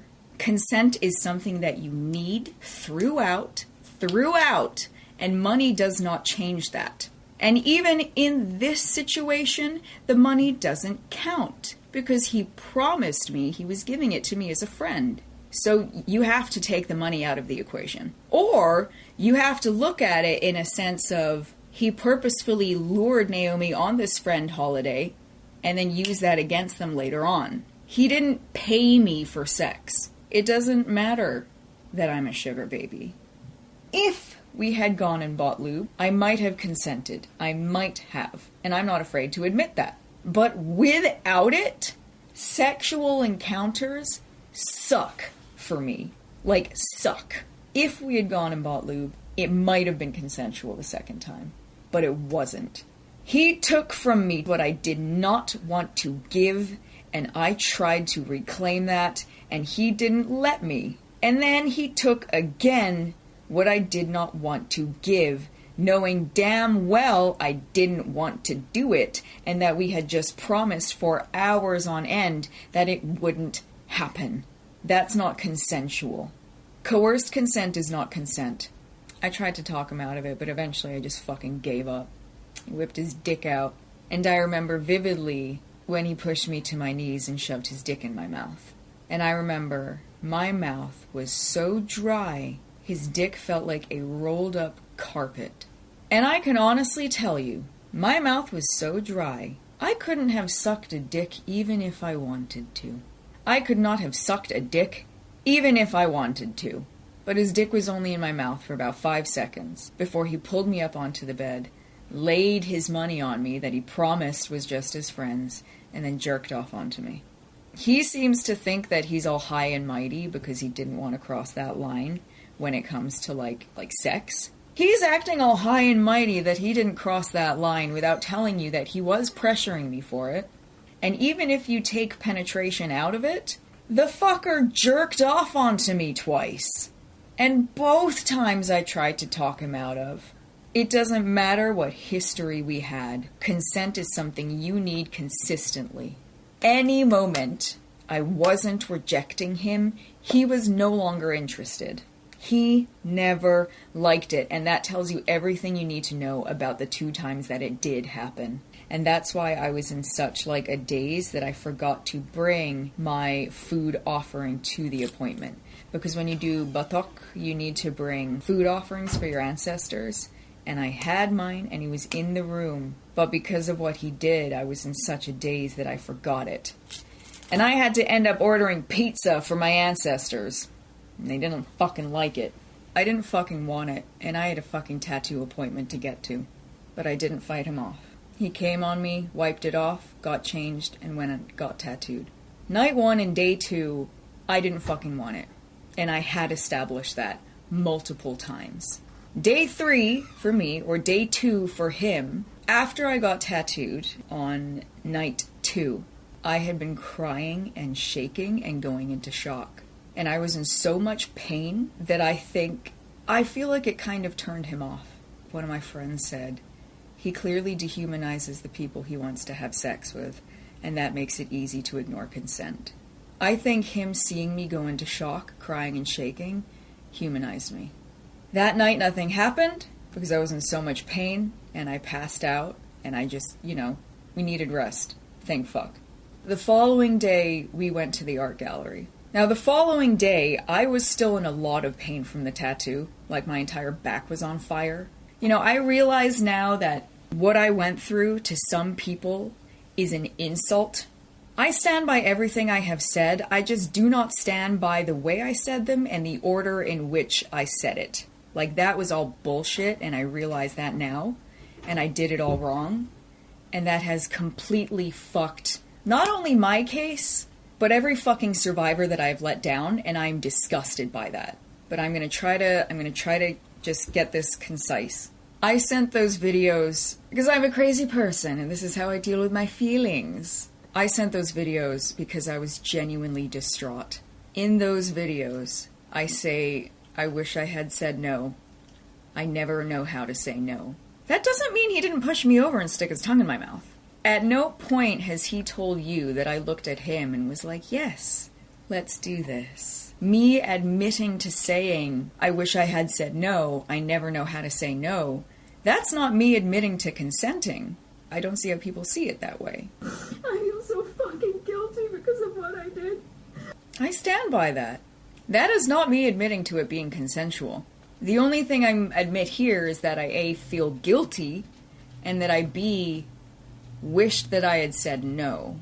Like, this is in regards to the fact that he pushed me over and shoved his tongue in my mouth, and I didn't fight him off. I never consented. I felt like shit. I felt guilty as hell. Like, yeah, I seem a little unhinged sending these crying videos, but I didn't admit to it being consensual, at least not in that clip. I'll keep watching. So he's saying, I've now learned from their Saturday video they gave me 20 while telling me it was 10. I did not give him 20. The edible was 20. He bit half of it, so he had 10. And then I ate the other half. So it was either 40 for me, 0 for him, or if you count the one that we shared that didn't kick in by the time he did what he did, it would have been 50 and 10. Okay, so my message history with Kayla. This part I do genuinely feel bad about because I worded that fucking terribly. Can I just say, that first video of mine was worded terribly. I'm going to get to it because I'm trying to go timeline-wise. And definitely the way I worded my exchange with Kayla was not cool. And it definitely sold the wrong idea. So, like, that was an honest mistake. I didn't mean to make it sound like I had messaged her immediately after. I didn't tell her that I was assaulted, but I did tell her that I didn't want it, like, repeatedly. I have always made a point to be careful to not use the word assault or rape when talking about this. Apart from that one video that I was keeping vague. And I'll get to that later because of timeline stuff. So yeah, the message exchange, the way I worded that, it was all wrong. And I genuinely never meant for her to get harassment. Like, that was not my intent at all. And that's fucked up. I feel like of all the people in this situation, Kayla needs to be left the fuck alone. I should have left her alone years ago, and I feel terrible about that. But please, everybody, not her. I did not mean at all for that part to come off like she was insulting me for being assaulted. That is not at all what I meant. My wording was awful, and I apologize. Okay, so after Vegas, we were still, like, in contact. We were still friends after it happened. Because here's the thing, with my trauma, no matter what he did to me in Vegas, no matter what he pressured me into, no matter what I tried to talk him out of, he was, at the end of the day, still one of my closest friends. And what he did was fucked up, but I still cared about him as a person. So I was trying to leave her out of it, but then when I found out that all of the dirt had come to light, I needed her to know that I didn't want it. I had not wanted it. And me crying and saying, I wish I had said no, I never know how to say no, that is not me admitting to it being consensual. He pushed me over and stuck his tongue in my mouth. I was halfway through a sentence. Like, a lot of people seem to think that me not saying no was me giving consent, and that is not true. A lot of people seem to think that me saying, I could do that, halfway through a sentence is consent, but that is not true. Could is a maybe, could is a possibly. That is not me admitting to it being consensual. But I understand that for some people, what I went through was an insult to call traumatic.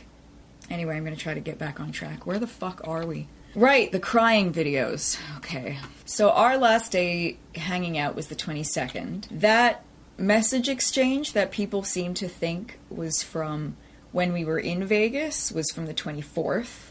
Everything officially ended on the 28th. I ruminated for a couple of days, and then my whiny ass made those crying videos. Because there was like 3 years of history, and I needed to at least get my thoughts out and have some kind of like a final conclusion. I know people think this is weird, but this is how I work. The one I sent to Kayla was way shorter. I apologized for hurting her. Of course I felt guilty. I felt terrible. But it doesn't mean I consented to it. I didn't want it. And I told her that in that video. I didn't want it. I didn't enjoy it. I regretted it. I wished it had never happened. I do not see how that is me admitting to it being consensual. So I made my fucking crying videos. I held on to them for like a week because I was debating whether or not to be a crazy person and actually send the links. But I needed to apologize to her because I felt fucking terrible. And I needed to get my final thoughts out to him because I felt fucking used and violated and terrible. And I understand people are going to think this is insane, but this is how I deal with things. Okay, so the reason I did not show her message, the one saying, I understand you feeling guilty, blah, blah, blah. That message I didn't show because I didn't want to show her saying, I'm trying to hold on to whatever pieces of my life I have left. Because I didn't want to out that because it's kind of sad, but I fucking outed everything else, so I don't know what the fuck I was thinking of. Looking back on it, the way I pieced that video together, that was just not it. That was just not fucking it. And I hate the hurt that it has caused, because that was the complete opposite of what I wanted. The complete fucking opposite of what I had wanted. Me crying in this video to Kayla is not me rescinding the fact that I was pressured into shit. In regards to the fact that because I am bisexual and in a hetero relationship with Kayla, she has told me it's okay for me to seek sexual... Daniel was the one that said that. He was the one that brought that up. He was the one that told me, because when he was being so fucking pushy, I was like, you are in a relationship. You are in a monogamous relationship. And he told me, no, Kayla told me because I'm bi. She said I'm allowed to explore. I'm allowed to explore with men and non-binary people. I looked him dead in the eyes and I said, Daniel, you know damn well Kayla would not consider this non-binary. You know damn well she would not approve of you experimenting with this. He was the one that tried using that excuse. I was the one that talked him down from it. This part is complete bullshit. I didn't know she gave him permission to do that until he told me and was trying to use it. This part is bullshit. There are some people out there who have seen part 1, seen part 2, seen Daniel's video, seen my apology, and seen the interview, and they understand and are still believing me, and I'm so fucking grateful for that, but I also understand everybody that thinks I'm a fucking lying piece of trash. But I'm gonna get back to this. This is taking too long. May 15 was the last time anybody was contacted. June 19 was the day that video went up. That's over an entire month later. Me saying 7 weeks later, I realize now that was...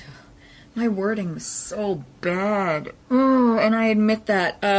Again, I stand by my trauma. I do not stand by my behavior. Oh, he's showing the money that was spent. I'm not denying he bought me stuff. I wish I could take it all back.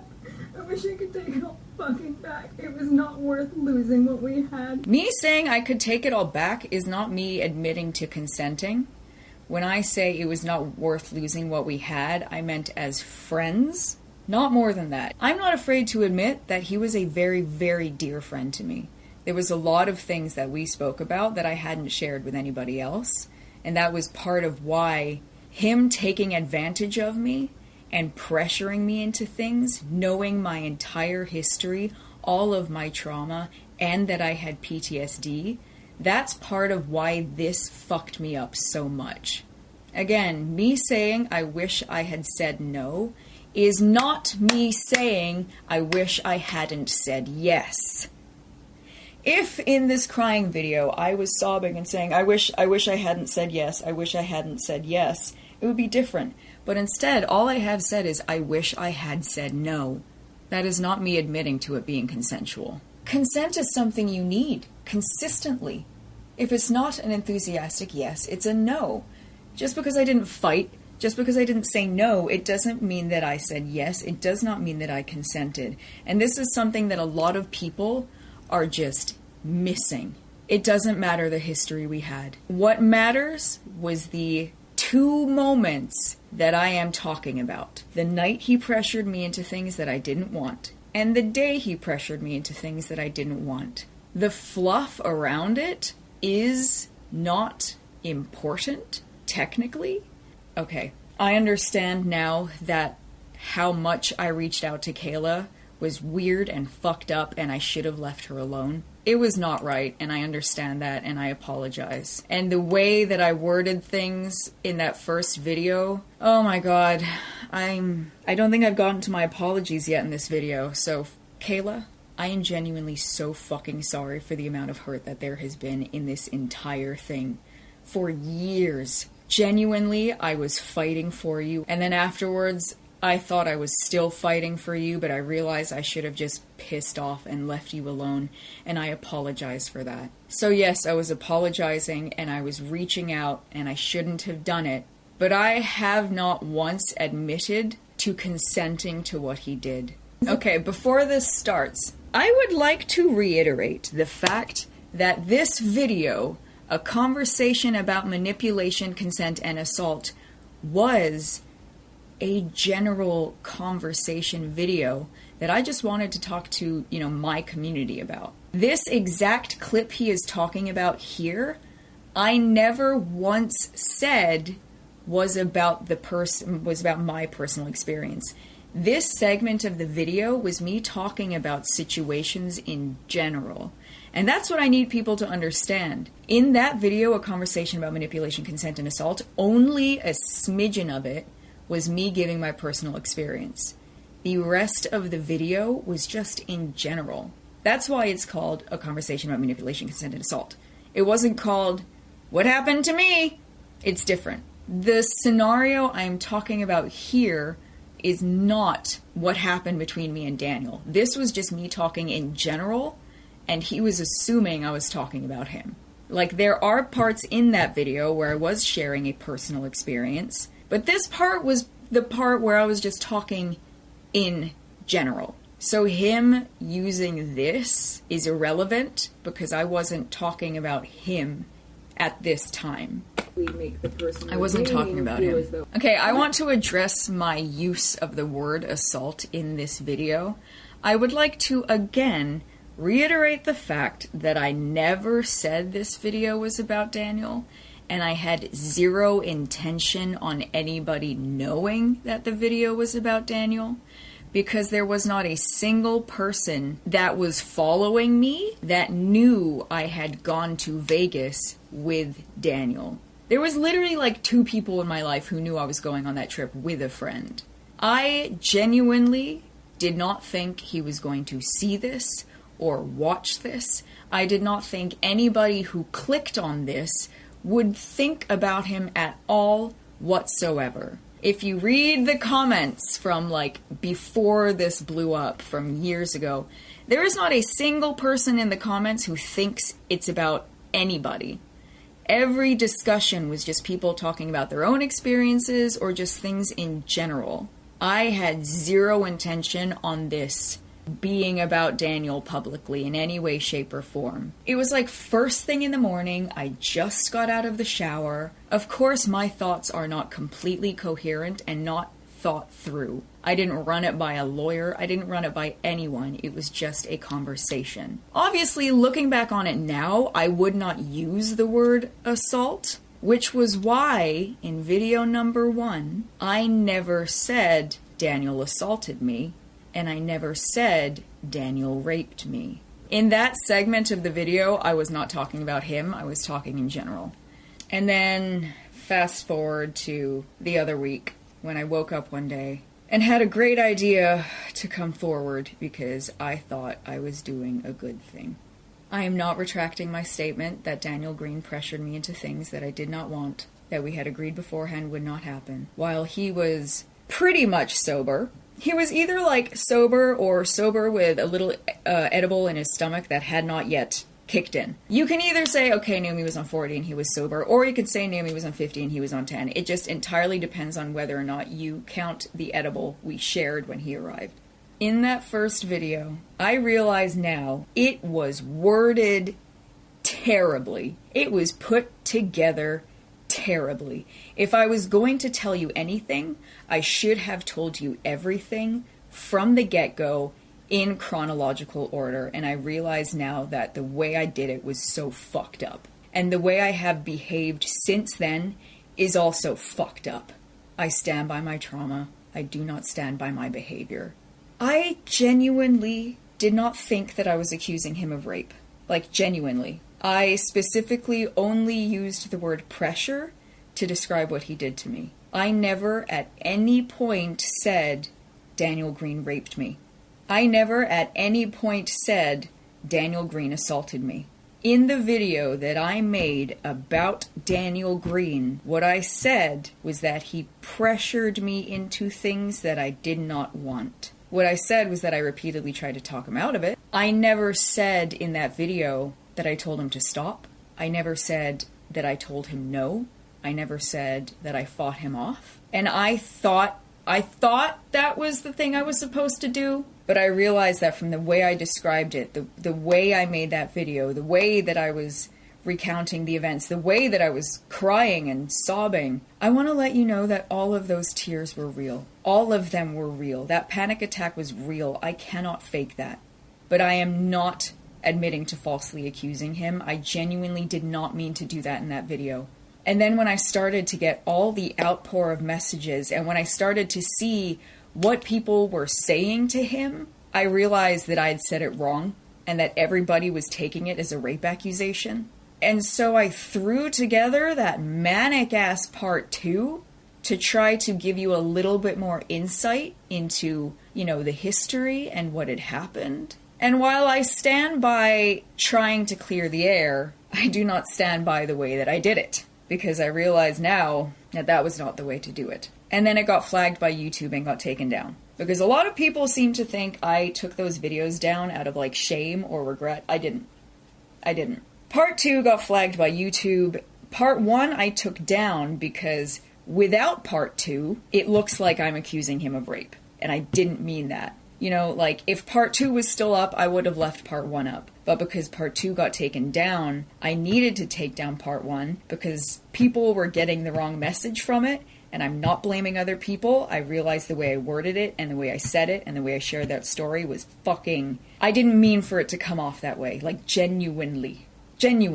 There were some people who noticed that I never said that he raped me. There are some people who did notice that I wasn't accusing him of raping me in that video.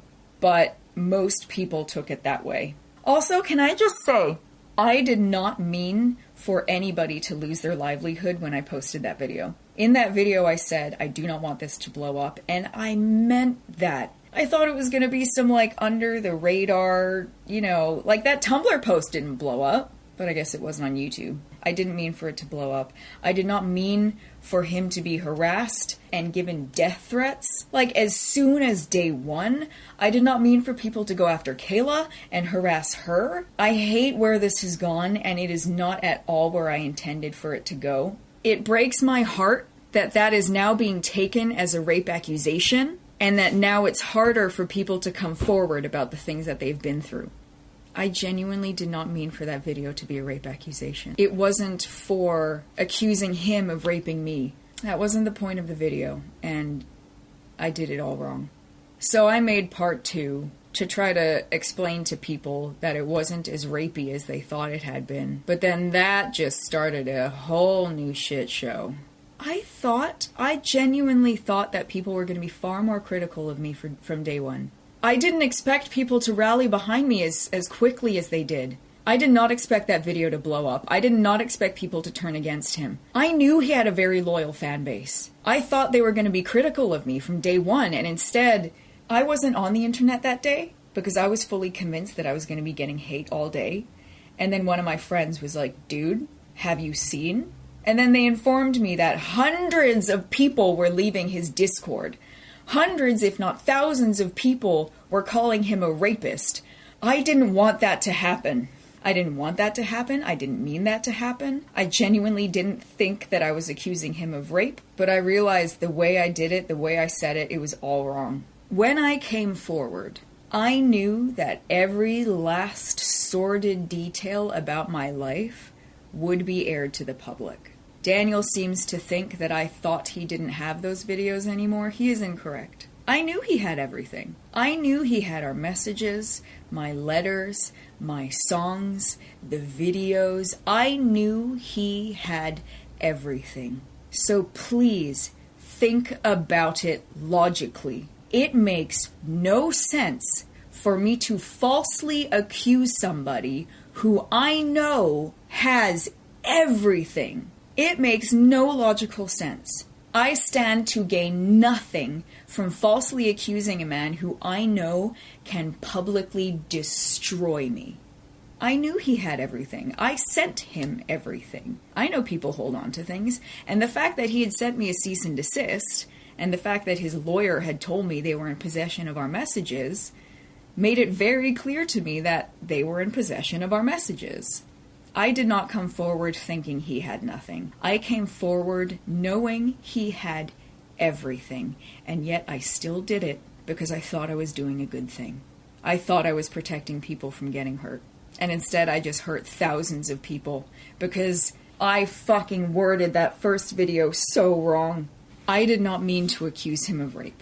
I did not mean for that video to become a blown up rape accusation. If I had been accusing him of rape, I would have put that in the title, and I would have given you trigger warnings. Okay, this is another thing that pisses me off about myself. The fact that I didn't give trigger warnings on that video horrifies me. I forced thousands of survivors to relive their trauma without giving them a heads up, and I think that was one of the major things I did wrong, because I forced people to live through their trauma. And so it was so easy to not notice me only refer to it as pressure. I realize now that the way I said it was terrible, the way I structured that video was terrible, the way I triggered the fuck out of people without giving them a heads up was terrible. And that was part of why I released part 2 so quickly. I realized that part 1 was being taken wrong, and I wanted to explain that. I wanted to show more of what had happened and the context. I did not mean for it to be a rape accusation. I didn't use that word. I am so fucking sorry. I am so sorry. I thought I was protecting people. And now, because it wasn't rape, which I never said that it was, now I am being called a false accuser. There are some people out there who I have seen saying, I did not see Naomi accuse him of rape, but I understand that most people saw it that way. And I just kept making it worse, and all I do is keep making it worse. I am so sorry to Kayla for all of this shit that I've put you through. And I'm sorry for Daniel. I didn't mean to accuse you of rape. I was just talking about how you pressured me into things that I didn't want. I specifically never said that Daniel raped me. I do not take the word rape lightly. In fact, normally when I talk about it, I call it the R word. I would never falsely accuse somebody of rape. Never. Trust me, false accusers, I hate false accusers. So the fact that this is how this has gone is devastating to me. I never meant to accuse him of rape. I fucking didn't. I feel fucking terrible that that was a takeaway because of the survivors. The fact that I have now made it more difficult for people to be believed when they come forward is devastating to me. That was the last thing that I wanted. The last thing I would ever want. Me coming forward was me attempting to have people believe more. Because at that time, at least, I believed it wasn't just me. It was me and somebody else. But again, I'm not accusing him of rape. I never did. I never did. But I understand that that's how that video was taken. My heart breaks for the survivors that I have let down. Trust me, I was reading your comments. And my heart was breaking, and it still is. The worst part out of all of this for me is that I have hurt survivors. I went into this knowing that all of my dirty laundry would be aired. I knew that it would be. I was airing my own dirty laundry before Daniel did. I knew he had the messages. I knew he had the texts. I knew he had the photos. I knew he had the videos. I knew he had everything. And yet I still came forward because I thought I was helping people. Please keep that in mind. I stand to gain nothing from falsely accusing a man who I know can and will destroy me. I came forward. I said that he pressured me into things that I didn't want. I personally did not call him a rapist. I personally did not say that he raped me. I thought his fans would be more critical of me. I thought they would not jump ship as quickly as they did. I did not mean for everything to explode the way that they did, and I'm so sorry that that is what happened. I am sorry to every single sexual assault survivor that I let down from doing this. It was not my intent. I did not mean to accuse him of rape. I did not mean to do that. I promise you. I thought I was choosing my words well. I thought that sticking to the word pressure was the right thing to do, but I realize now that I should have specifically said, I'm not accusing him of raping me. I thought I was being smart with my words, and clearly I was not. Oh my god. I want to summarize some things. 1, I am not admitting to falsely accusing Daniel Greene of rape. I never meant to do that, and I'm so fucking sorry that that was how it went. 2, I am not retracting my statement that Daniel Greene pressured me into things that I did not want, and we had previously discussed and agreed would not happen. 3, yes, there was history between us, but having prior history with somebody does not equate consent in the present or in the future. 4, me wanting to buy lube was me trying to reclaim, yes, I looked up a sex store. Yes, I wanted to go buy some things. He had already taken advantage of me, talked me into things that I didn't want, and come all over me when I never fucking wanted it to begin with. I had a handful of hours left to try to reclaim what had happened, but I wasn't allowed to, because if I ever wanted it, he didn't. 5, the wording of that video was fucking terrible. Fucking terrible. I should have told you everything in chronological order, with every last sort of detail if I was going to tell you anything at all. And I realized that, and I'm so fucking sorry with the way that was worded and understood and taken, and like, I should have worded it better, and I feel so fucking terrible that I didn't. His behavior was not okay, but neither has my behavior been over the last week. I thought I wasn't accusing him of rape in that first video, but clearly that's how it was taken. I thought I was clearing the air in the second video, but I just made things worse. And then I posted an apology video, and then 24 hours later, I posted an interview. And I know that I'm behaving manic. I know it, and I know that there are many, many, many people speculating that I'm having a manic episode. I don't want to blame mental health, but because people are already throwing the words out there, I thought I would let you know what it is that I am diagnosed with. I am diagnosed bipolar 1, and I am seeing my psychiatrist again. And over the last 2 weeks, I have barely eaten, I have barely slept, and I have been in this constant state of feeling wired.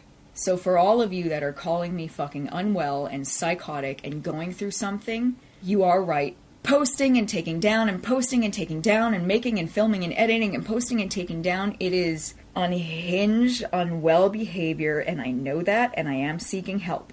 I thought that the more I released, the more I would explain, and I was fucking wrong. I am not posting this video to try to explain myself to the people who already hate me. I am posting this video because there are a handful of people out there who understand, and I'm not leaving them with a vague, bullshit 3-minute apology that makes it seem like I'm admitting to falsely accusing. No, I never said that. I never said that in that apology. This video is for the few people who fucking understand the nuance of this shit. It's for the few people who want at least a few questions answered before I fuck off and disappear. I thought that video was just going to start like a discussion about consent and like pressuring people into things, but instead it came off like a fucking rape accusation, and everybody was calling him a rapist. I never said that he raped me. Please. Oh, I can't tell you to watch that video from start to finish because I took it down, but like, if you watch it from start to finish, I never said Daniel Greene raped me.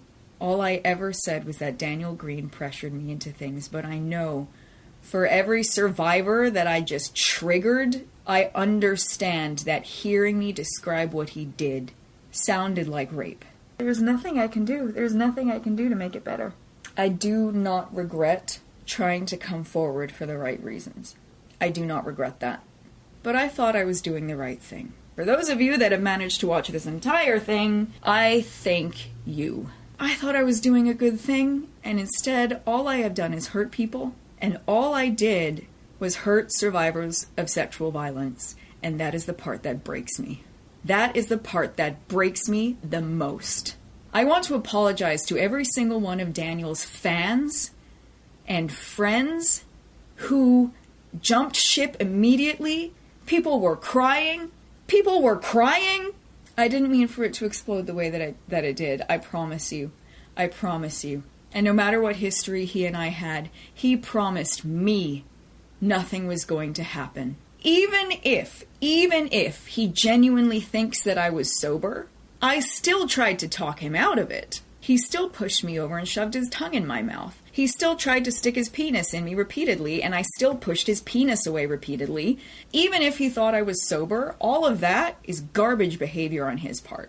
Especially because he knew every last detail of my previous trauma. Those tears, that panic attack were completely 100% real.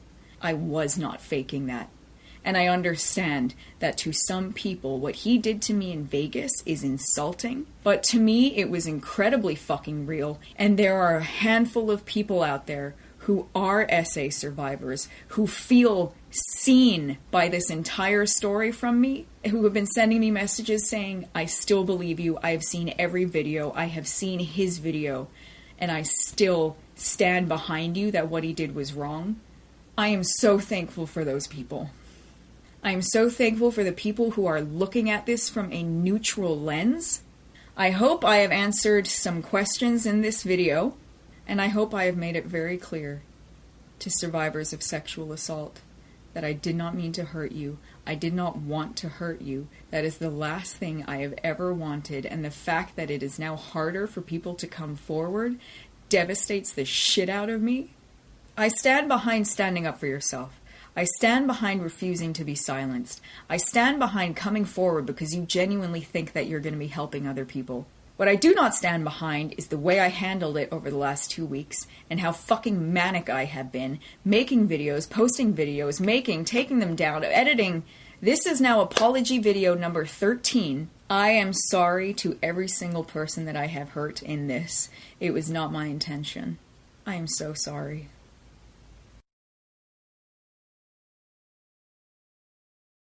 February 24th, Naomi posted on her social media accounts. Hi all. After an intervention by my friends, I am checking myself into an emergency mental health facility. I will be ceasing all further internet communications. Naomi then closed her social media accounts and ended her 15-year YouTube career. But YouTube will never forget Naomi.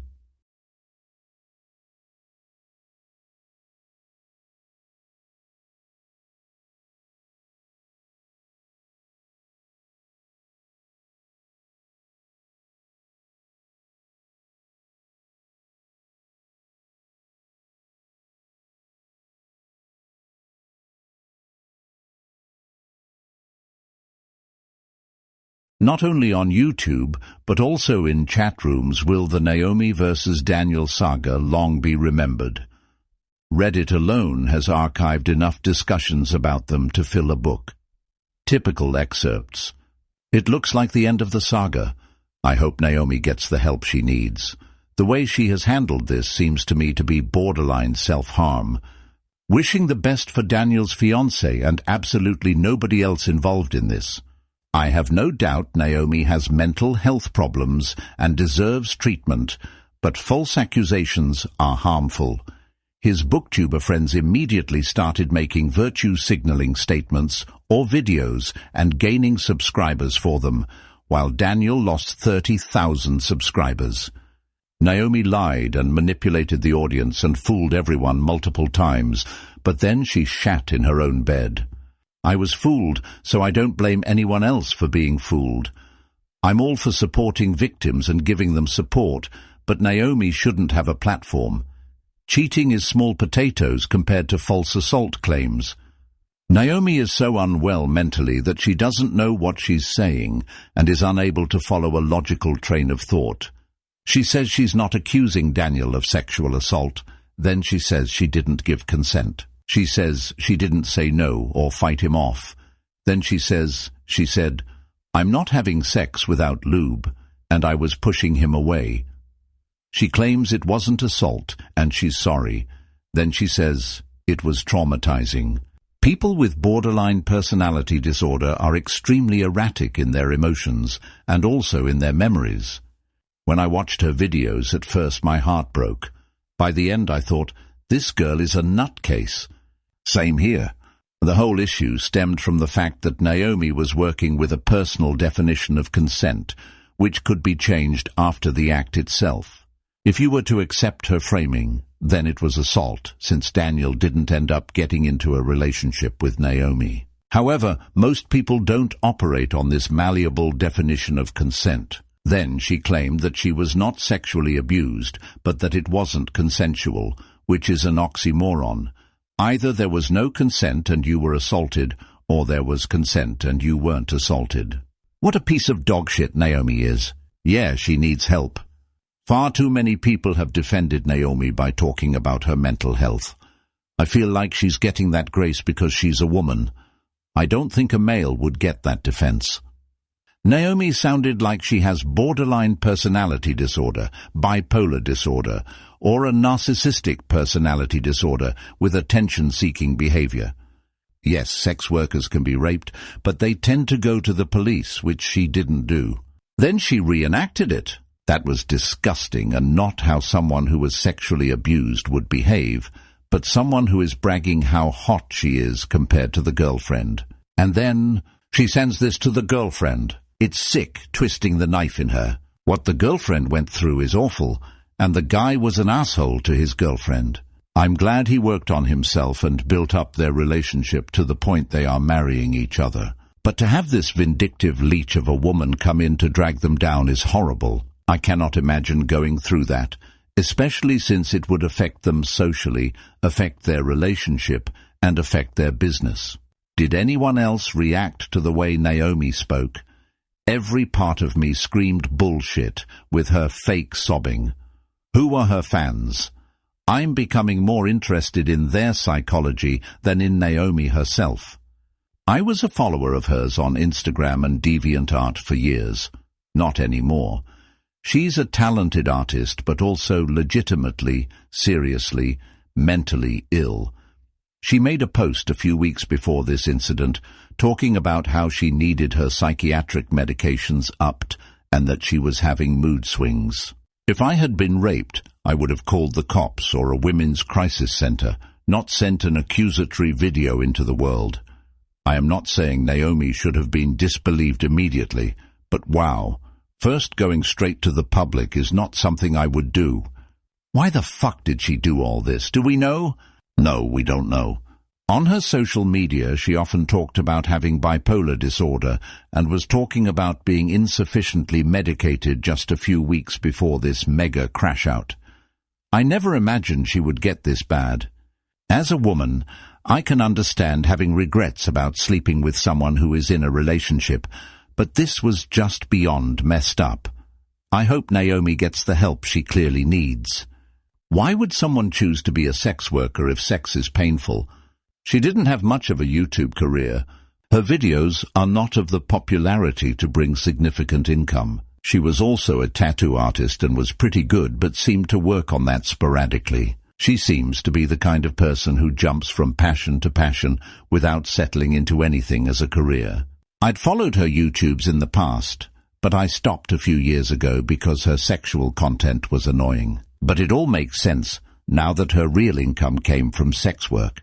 I'd love to watch that chick get slapped by a 55-year-old Filipina nurse who's had enough of that shit already. When someone says she's a sugar baby in such an unashamed and matter-of-fact way, you've got to question her character. It doesn't matter that I'm a sugar baby. In regards to the sugar babying thing, the way everybody approaches it is different. I am the kind of person that only ever has one arrangement going on at a time. There are some people who have like multiple sugar daddies. I only ever go one at a time. I have certain requirements right off the get-go, and if you don't meet them, it's a hard no. My first requirement is that you have to live in Vancouver. You have to live in Vancouver. I don't do long distance or like casual or like I'm occasionally going to see you. You have to live in Vancouver. I don't even date people from Seattle. I don't even date people from Whistler. If you're not in Vancouver, it's a no. The second thing is I do not do casual or short-term arrangements. I do not do one-off. For me, I only do stable, long-term arrangements where I'm going to see the person at least twice a month. You know, my sugar daddy at that time was attached. Senor married man. He was a sugar daddy that paid to be on that website. It costs like $100, if not more, for a guy to be on that website. He's nearing 50. He was messaging multiple sugar babies. If it wasn't me, it was going to be somebody else. Was in a loveless marriage. His wife hadn't touched him in over a decade. He had been cheating for 15 years, and his first affair lasted 10 years. At home, he didn't get love or kisses or cuddles or sex. He did tell me he was separated when we met, but I did figure out he was not as separated as he said he was a couple months later.